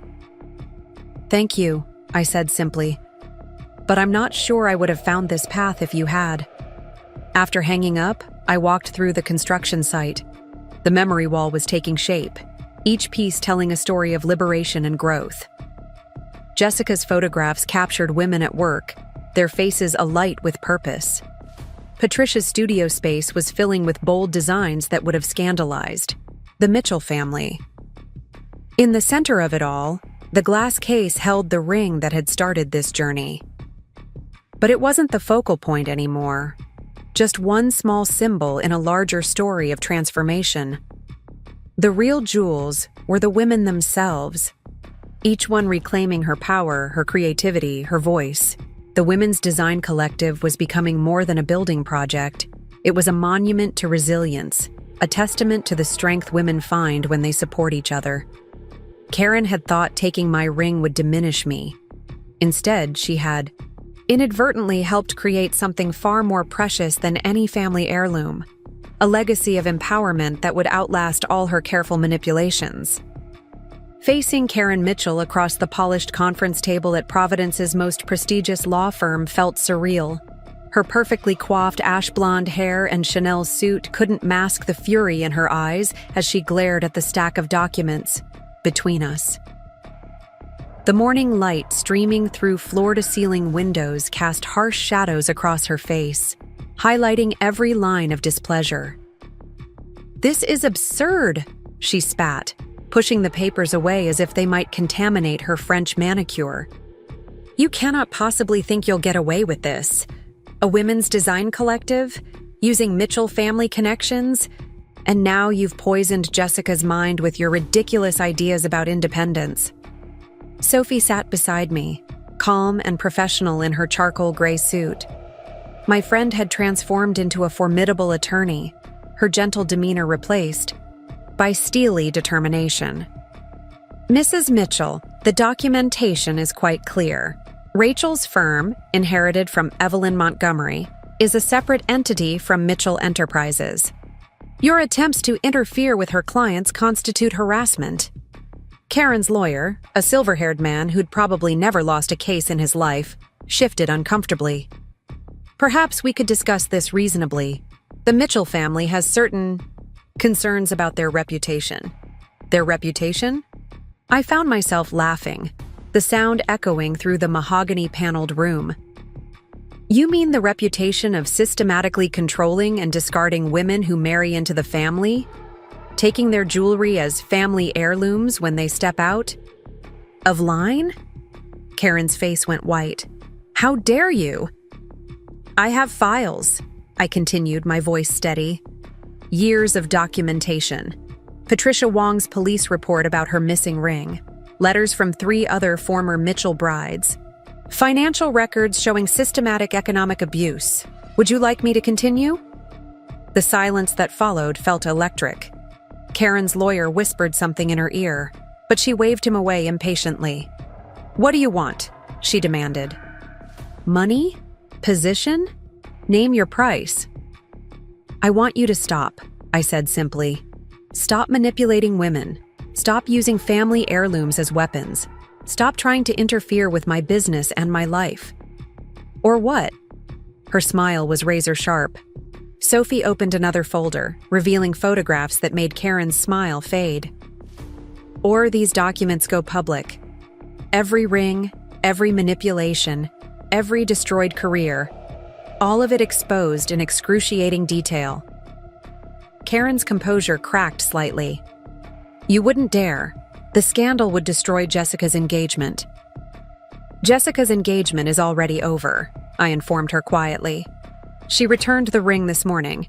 She's also agreed to testify about your methods if necessary. The news hit Karen like a physical blow. She gripped the table's edge, her knuckles white. My own daughter is finally free to be herself, I finished. Just like Patricia, just like me. Just like every other woman you've tried to control. The meeting continued for hours, legal terms flying back and forth like arrows. Karen fought every point, but her lawyer's increasingly concerned expressions told us he knew they were fighting a losing battle. By late afternoon, an agreement was reached. The Mitchell family would cease all interference with my business. Karen would return every piece of family jewelry she'd taken from previous daughters-in-law. Most importantly, she would step down from her position on several charity boards where she'd been blocking women-owned businesses from receiving grants. As Karen signed the final document, her hand trembling slightly, she looked at me with a mixture of hatred and something else, perhaps respect. You've ruined everything, she said softly. No, I corrected her. I've just helped end your ability to ruin others. Walking out of the law firm into Providence's crisp autumn air felt like emerging from a long tunnel. Sophie linked her arm through mine, steering us toward Olivia's cafe where our friends waited to hear the outcome. The cafe buzzed with nervous energy. Patricia sat with Jessica, their heads close together as they worked on the design collective's social media strategy. Claire and the project team had brought blueprints, spreading them across tables while they waited. Even Elena from Coastal Living was there, camera ready to document this moment. Well, Olivia demanded, already pushing cups of her famous lavender lattes toward Sophie and me. I held up the signed agreement. The cafe erupted in cheers, startling several regular customers who quickly joined in the celebration when they realized what was happening. Jessica's eyes were bright with tears. Is it really over? She'll really stop? She has to, Sophie assured her. The agreement is legally binding, and the consequences of breaking it would be significant. Patricia touched the empty space on her finger where her ring had once been. I never thought this day would come. I'd convinced myself I was crazy, that I'd imagined everything. That's what she wanted you to think, I said gently. It's what she wanted all of us to think. But we're stronger together than she ever imagined. The celebration continued into evening, but my mind was already racing ahead to tomorrow. The Women's Design Collective was taking shape, each day bringing new challenges and triumphs. Women from across New England were reaching out, sharing their stories, asking how they could be part of this movement. My phone buzzed with a message from Daniel. Just heard about Mom. I'm sorry for everything. I showed the message to Sophie, who raised an eyebrow. Are you going to respond? Not yet, I decided. Some wounds need time to heal. Later that night, I stood in the collective's unfinished atrium. Moonlight filtered through the industrial windows, casting mysterious shadows across the memory wall. Soon, these empty spaces would be filled with stories of transformation and triumph.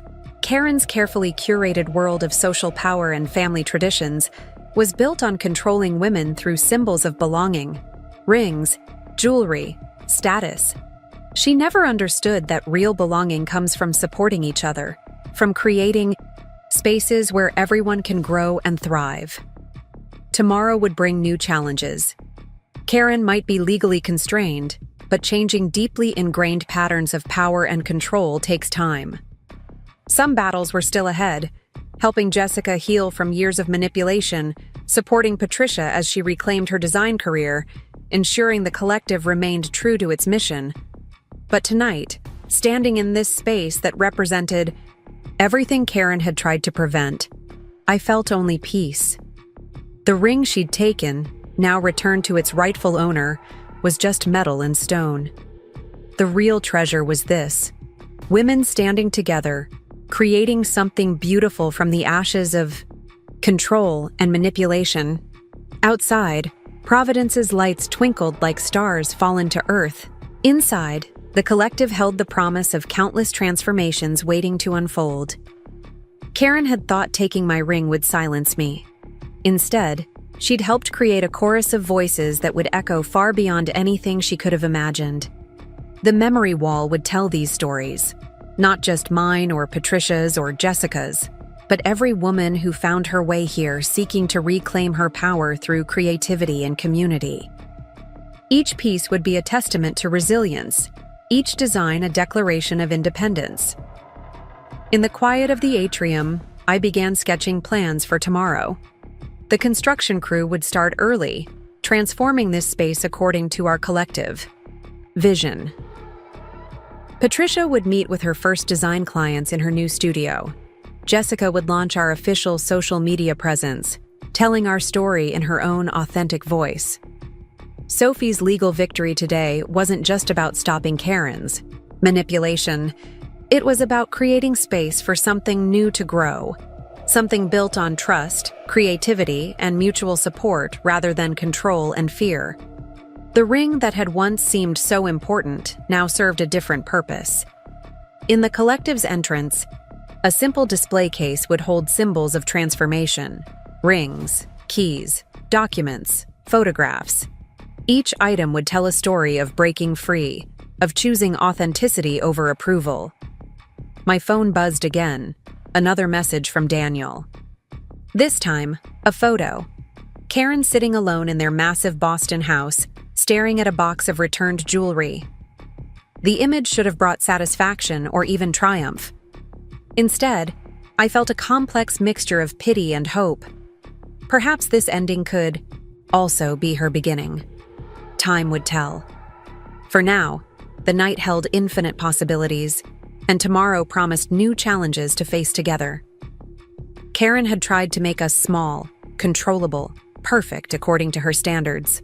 Instead, she'd helped create something vast and powerful.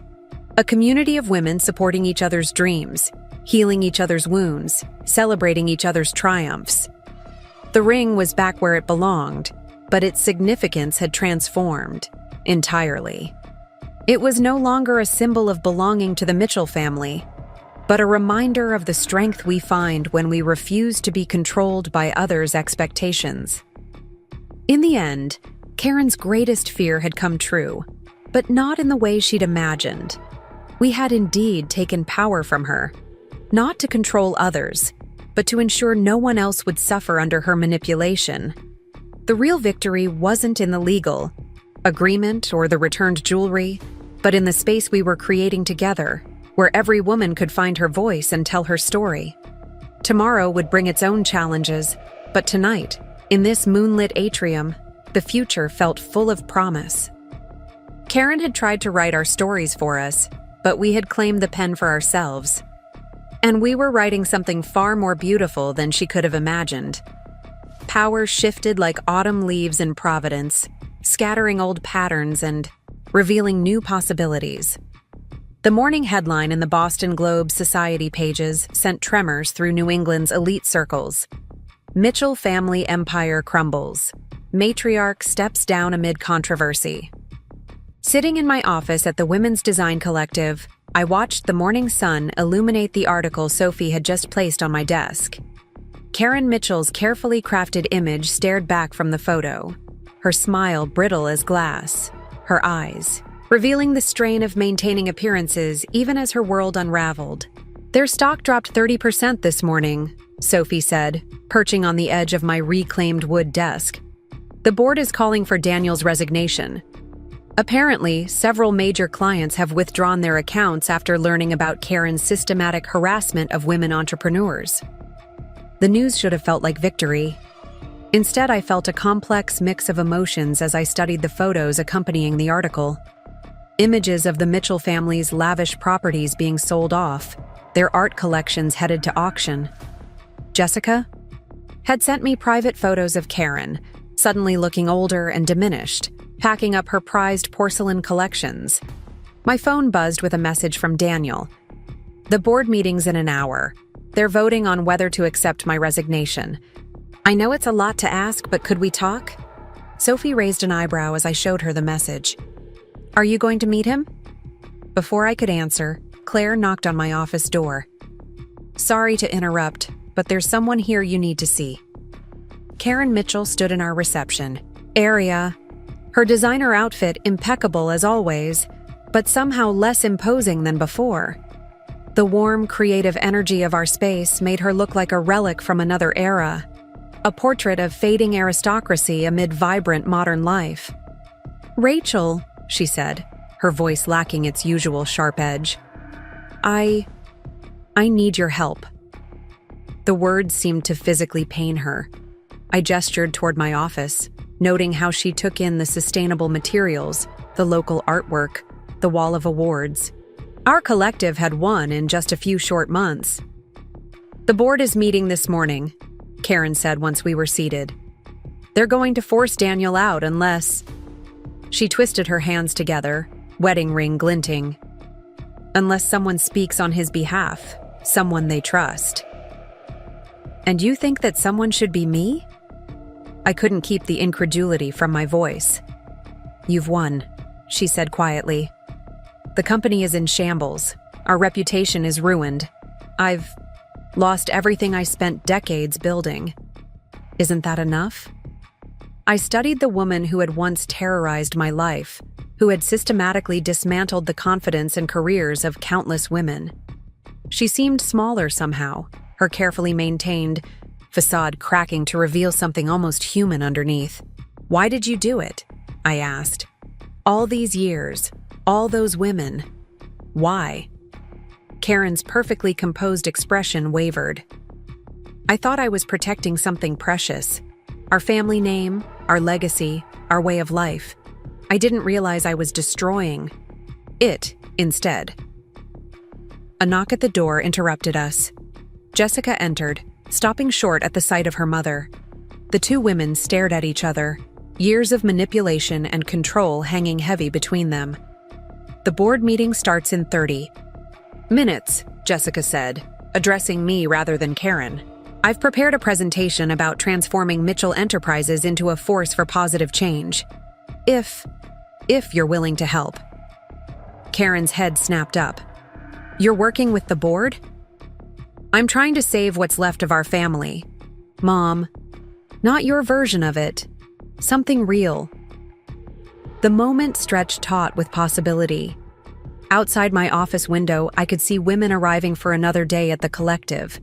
Designers, artists, entrepreneurs, each one carrying her own story of transformation. "What exactly are you proposing?" I asked Jessica. She pulled out her tablet, bringing up a detailed presentation. Complete restructuring, new focus on sustainable development, women-owned businesses, community investment, and... She glanced at Karen, a substantial endowment to the Women's Design Collective as reparation for past harm. Karen made a small sound, like air escaping a punctured balloon. You want to give away our money to repair the damage you've done, Jessica finished firmly. To help create something meaningful instead of just maintaining appearances. I thought about Daniel's text message, about the board meeting that could end or transform his career. What role do you see for your brother in this new version of the company? That depends on him, Jessica said, and on you. The board trusts you now more than they trust any Mitchell. They've seen what you've built here, how you've helped women succeed while our family was trying to tear them down. Karen stood abruptly, moving to the window. Below, Patricia was leading a design workshop in the courtyard, her confidence restored, her creativity flowing freely. I did this, Karen said softly. I turned our name into a symbol of everything we claim to stand against. Yes, I agreed. You did. But names can be redeemed if you're willing to do the work. The next hour passed in a blur of activity. Sophie reviewed legal documents while Jessica refined her presentation. Karen sat silently, watching as we prepared to transform her family's legacy. At the Mitchell Enterprises board meeting, I spoke not of revenge or justice, but of possibility. I showed them what the Women's Design Collective had accomplished in a few short months. The businesses we'd launched, the lives we'd transformed, the communities we'd strengthened. The Mitchell name doesn't have to be synonymous with oppression. I told them, let it stand for something new. Let it represent change, growth, and genuine empowerment. The vote was unanimous. Daniel would step down as CEO, taking a reduced role focused on community relations. Jessica would lead the company's transformation, working closely with our collective to rebuild the Mitchell legacy. Karen left the meeting early, her expression unreadable. Later that evening, a package arrived at my office. Inside, I found her grandmother's jewelry box filled with rings and necklaces she'd taken from women over the years. A note accompanied the box. I can't undo what I've done, but perhaps these can be transformed too, like everything else I tried to control. K. The jewelry now sits in our collective's gallery, each piece reimagined by women artisans into new designs that tell stories of transformation. Karen's precious family heirlooms, once used as weapons of control, have become symbols of creativity and liberation. The Mitchell family empire didn't crumble that day. It evolved. Under Jessica's leadership, with support from our collective, it's becoming something its founder never imagined, a force for positive change in women's lives. Daniel works now with organizations supporting women entrepreneurs, his own journey of transformation unfolding alongside the company's evolution. Karen has stepped away from public life, but I sometimes see her sitting quietly in our gallery, watching women admire the transformed jewelry, perhaps finding her own path to redemption. Power shifts like autumn leaves, revealing new patterns beneath the old. The Women's Design Collective continues to grow, each day bringing new stories of women reclaiming their strength, their creativity, their right to define success on their own terms.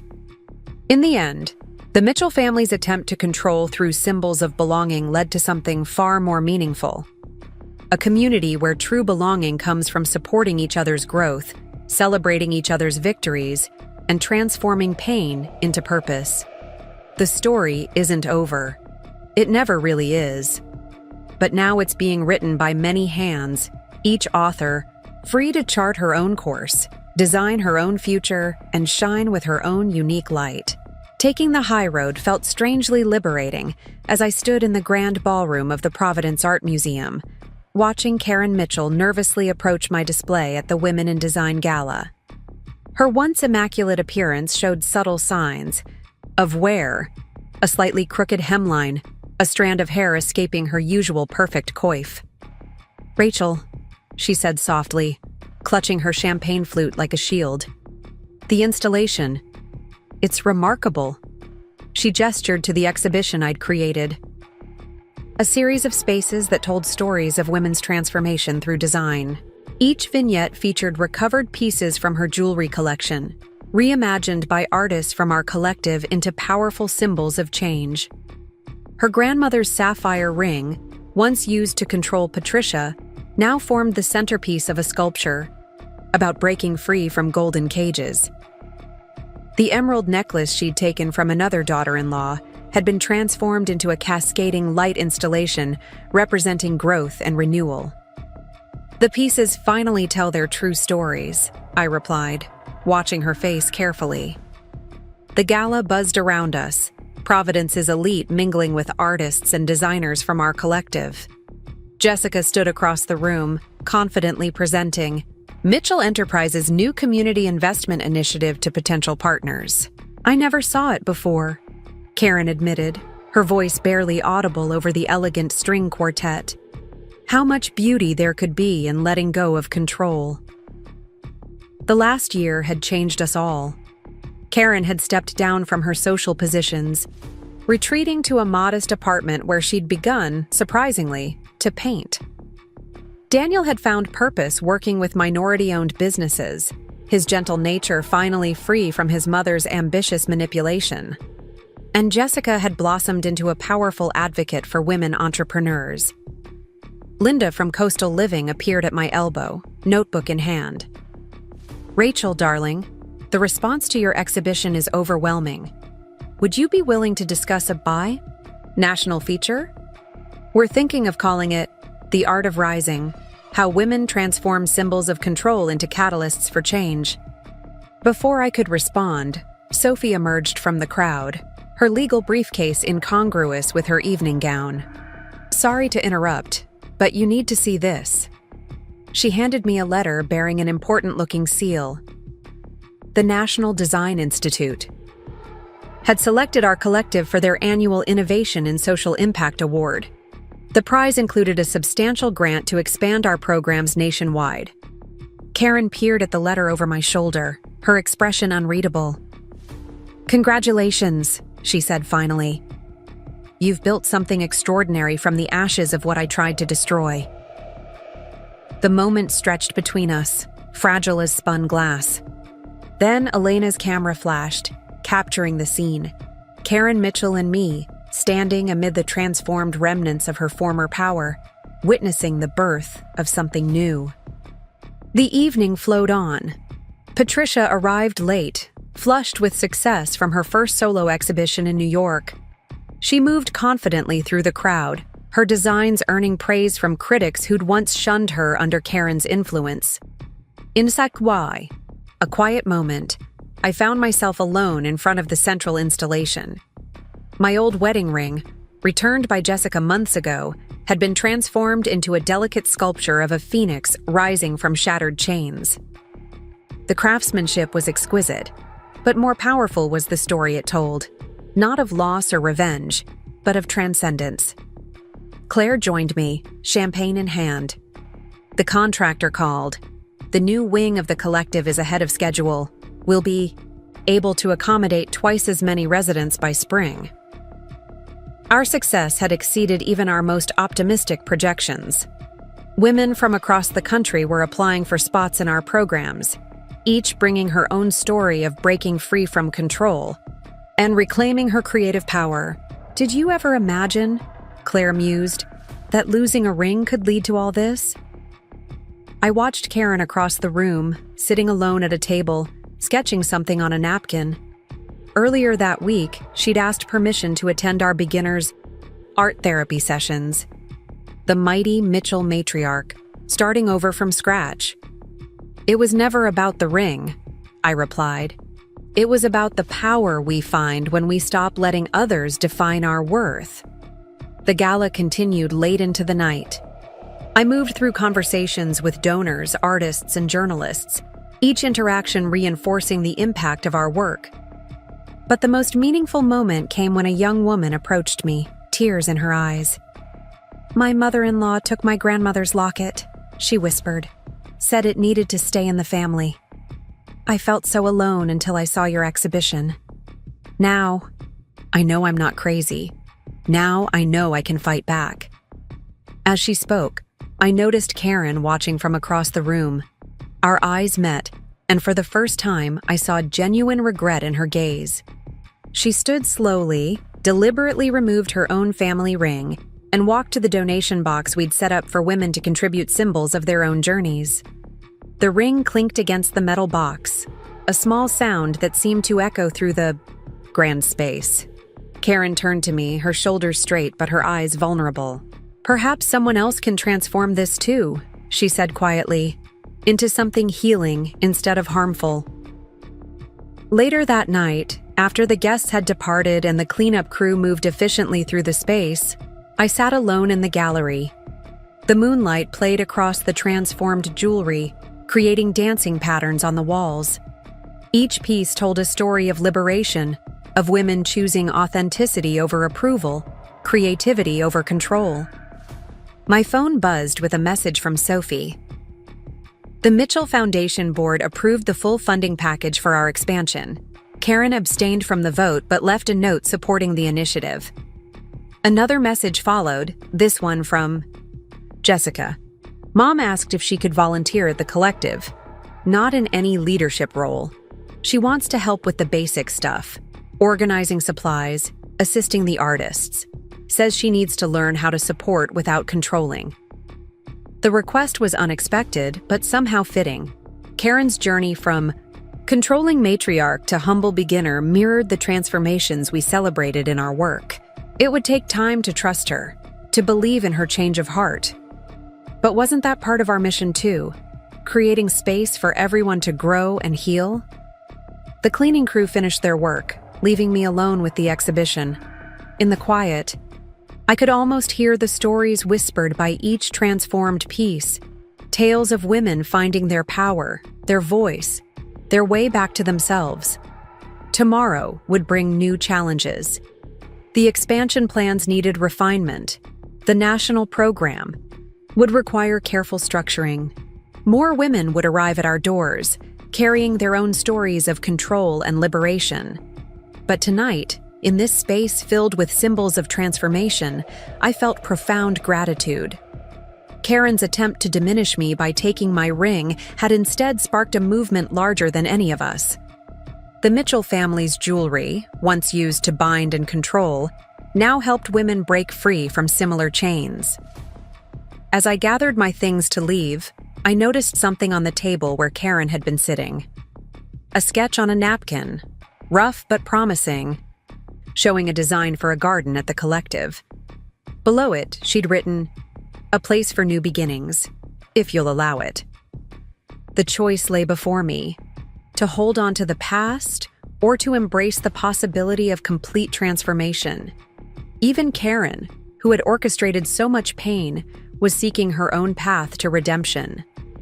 In the end, isn't that what we were all searching for? Not just freedom from what bound us, but the courage to become something new. Each woman who walked through our doors carried this dream. Each piece of transformed jewelry told this story. Outside, Providence's historic streets were quiet. The moon hung low over the city, illuminating the path ahead. Tomorrow would bring its own challenges and triumphs. But tonight had shown that even the deepest wounds could heal. Even the strongest chains could be broken and forged into something beautiful. The exhibition would continue for another month, telling its story of transformation to all who came to see it. But the real work happened daily at our collective, where women discovered their own power to rise, to create, to transform themselves and their world. The ring that had started this journey was now simply one symbol among many, its power transformed, from constraint to liberation. In losing it, I had found something far more precious. The strength to help others break free and the wisdom to understand that true power lies not in controlling others, but in lifting them up. Life has a peculiar way of bringing us full circle. On this crisp autumn morning, exactly 1 year since Karen Mitchell stole my wedding ring, I stood in the grand atrium of the Women's Design Collective, watching sunlight stream through our newly installed stained glass windows. Each panel told a story of transformation, created by artisans who had found their voice within these walls. The space hummed with energy as women prepared for our first national conference. Design your freedom, transforming spaces, transforming lives. Designers, artists, and survivors from across the country had gathered to share their journeys of breaking free from control and reclaiming their creative power. Patricia Wong, now our creative director, directed the setup with quiet confidence. Her latest collection had just been featured in Architectural Digest, a triumph that felt even sweeter knowing Karen Mitchell would see it. Jessica, who had fully emerged from her mother's shadow, arranged displays showcasing Mitchell Enterprises, community investment projects. My phone buzzed with a message from Sophie. "Turn on the news, now." The headline scrolling across the screen made my heart skip. Mitchell family announces historic $50 million fund for women's empowerment. Karen Mitchell to donate entire jewelry collection to Survivor Art Program. The camera cut to Karen, standing in front of the Mitchell mansion. She looked different, softer somehow, her designer armor replaced by simple, elegant clothes. "It's time," she said, her voice clear and steady, "to transform these symbols of control into tools of liberation." Up next, you've got 2 more standout stories right on your screen. If this one hit the mark, you won't want to pass these up. Just click and check them out.